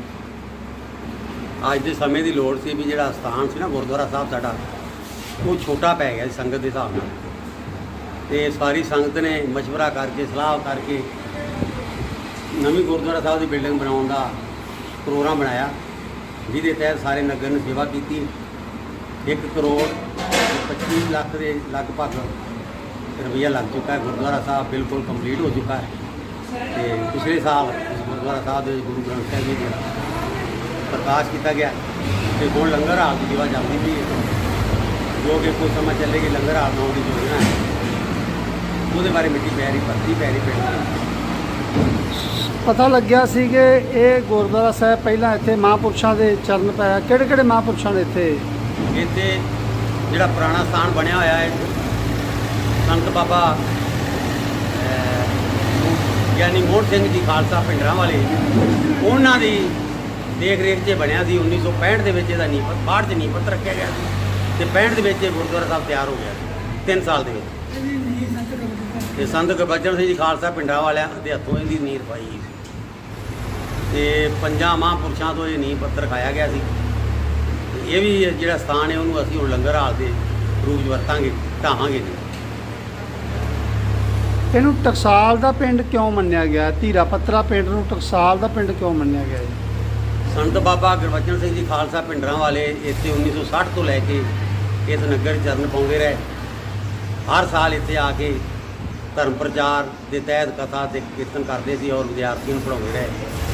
ਤੇ ਉਦੋਂ ਤੋਂ ਲੈ ਕੇ ਹੀ ਸੰਤ ਮਹਾਂਪੁਰਸ਼ ਸੰਤ ਬਾਬਾ ਜਰਨੈਲ ਸਿੰਘ ਜੀ ਖਾਲਸਾ, ਸੰਤ ਬਾਬਾ ਕਰਤਾਰ ਸਿੰਘ ਜੀ ਖਾਲਸਾ, ਸੰਤ ਬਾਬਾ ਠਾਕੁਰ ਸਿੰਘ ਜੀ, ਇਸੇ ਤਰ੍ਹਾਂ ਹੀ ਜਿਹੜੇ ਮਹਾਂਪੁਰਸ਼ ਟਕਸਾਲ ਨਾਲ ਜੁੜੇ ਸੀ ਉਹ ਇੱਥੇ ਤਕਰੀਬਨ ਆਉਂਦੇ ਰਹੇ ਔਰ ਸੰਗਤ ਨੂੰ ਜੋੜਦੇ ਰਹੇ।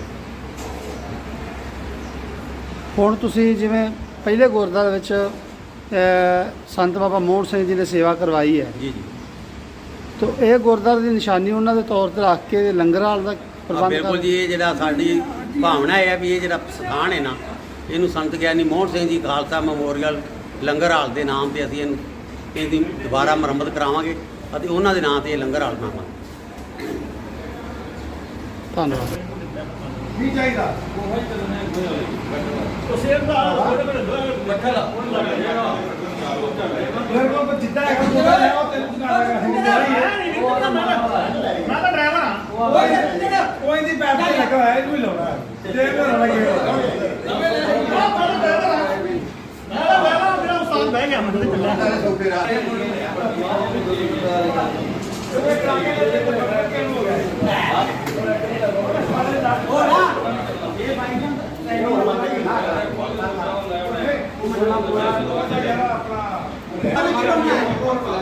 ਉਹਦੇ ਪਰ ਕੋਈ ਨਿੱਕਾ ਇਹ ਕੰਮ ਪਾਣੀ ਦੀ ਚਾਹ ਦੇ ਉਹ ਸਾਹਿਬ ਨੂੰ ਫੋਨ ਕਰਕੇ ਵੇਸਣ ਲਈ ਆ, ਵੇਸਣ ਦਾਦਾ ਆਉਂਦਿਆਂ ਨੇ ਨਾ ਲਿਆ ਕਦੋਂ ਤੱਕ ਗਿਆ ਅਰੇ ਉੱਥੇ ਹੋਵੇ ਜੀ।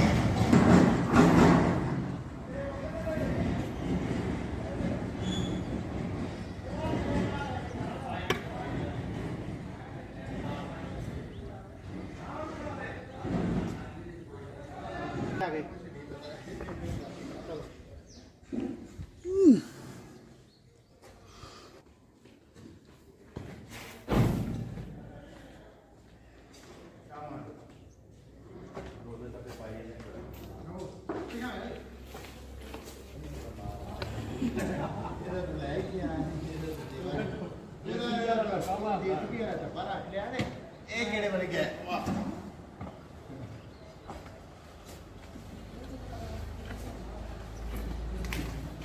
ਚਲੋ ਆਇਓ ਪਹਿਲੇ ਇੱਥੋਂ ਹੀ ਮੂੰਹ ਬਣਾਈ ਜਾਣਾ ਫੋਟੋ ਵੀ ਬਾਅਦ ਚੋਂ ਖਿੱਚ ਰਿਹਾ ਤੁਹਾਡੀ ਵੀਡੀਓ ਨਹੀਂ ਆਉਂਦੀ ਲਾਈਨ ਚੱਲ ਰਹੀ ਜਾ ਭੱਜ ਕੇ ਜਾ ਮੋਟੇ ਵੀ ਕਰਮ ਹੋ ਰਿਹਾ ਨਾ ਉੱਥੇ ਮੋਟਰਸਾਈਕਲ ਵੀਰ ਮਟਰ ਕਹਿ ਰਹੇ ਹੋ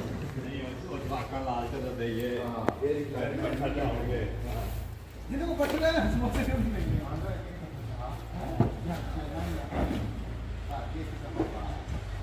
ਲਈ ਕੇ ਰੱਖੀ ਹੈ ਵੱਟਣ ਵੱਡਾ ਨਾ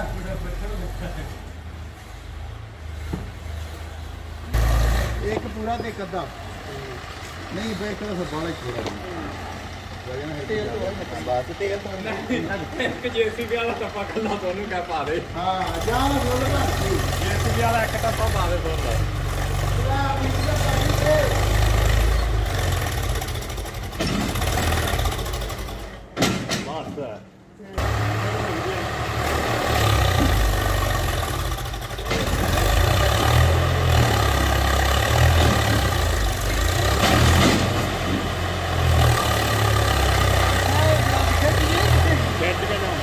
ਨਹੀਂ ਖੇਤ ਤੋਂ ਪੁੱਟੀ ਆ ਤੋਇਆ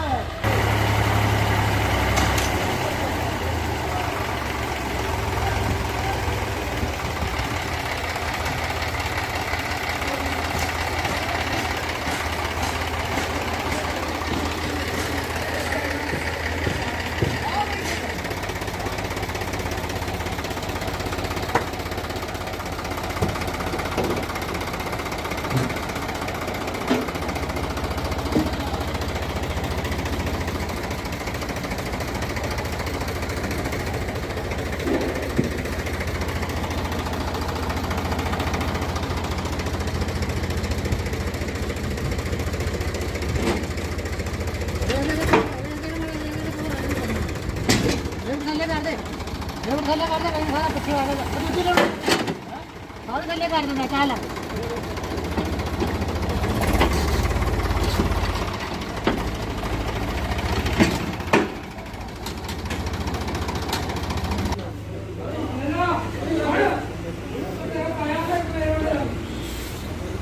ਰਾਮ ਨੂੰ ਵੇਚ ਕਾ ਲੈਣਗੇ ਕਰੀ ਚਲੋ ਆਹੋ ਆਪਣੇ ਡਰਾਈਵਰ ਕਿੰਨੇ ਤੁਹਾਨੂੰ ਨਾਮ ਨੂੰ ਸਾਰੀ ਸੰਗਤ ਨੂੰ ਕਰੀ ਆਹੋ ਟਾਈਮ 4:30 ਤੇ 5 ਦੇ ਵਿੱਚ ਵੇਚ ਕਾ ਲੈਣਗੇ ਚਾਹ ਬਣਾ ਕੇ ਦੁੱਧ ਹੈ ਨਾ ਵਾਧੂ ਨਾਲੇ ਜਿਹੜੇ ਤੁਸੀਂ ਬਰਫੀ ਲੈ ਜਾਓ ਉਹ ਨਾਲ ਉਹ ਪਾ ਦੇਣਗੇ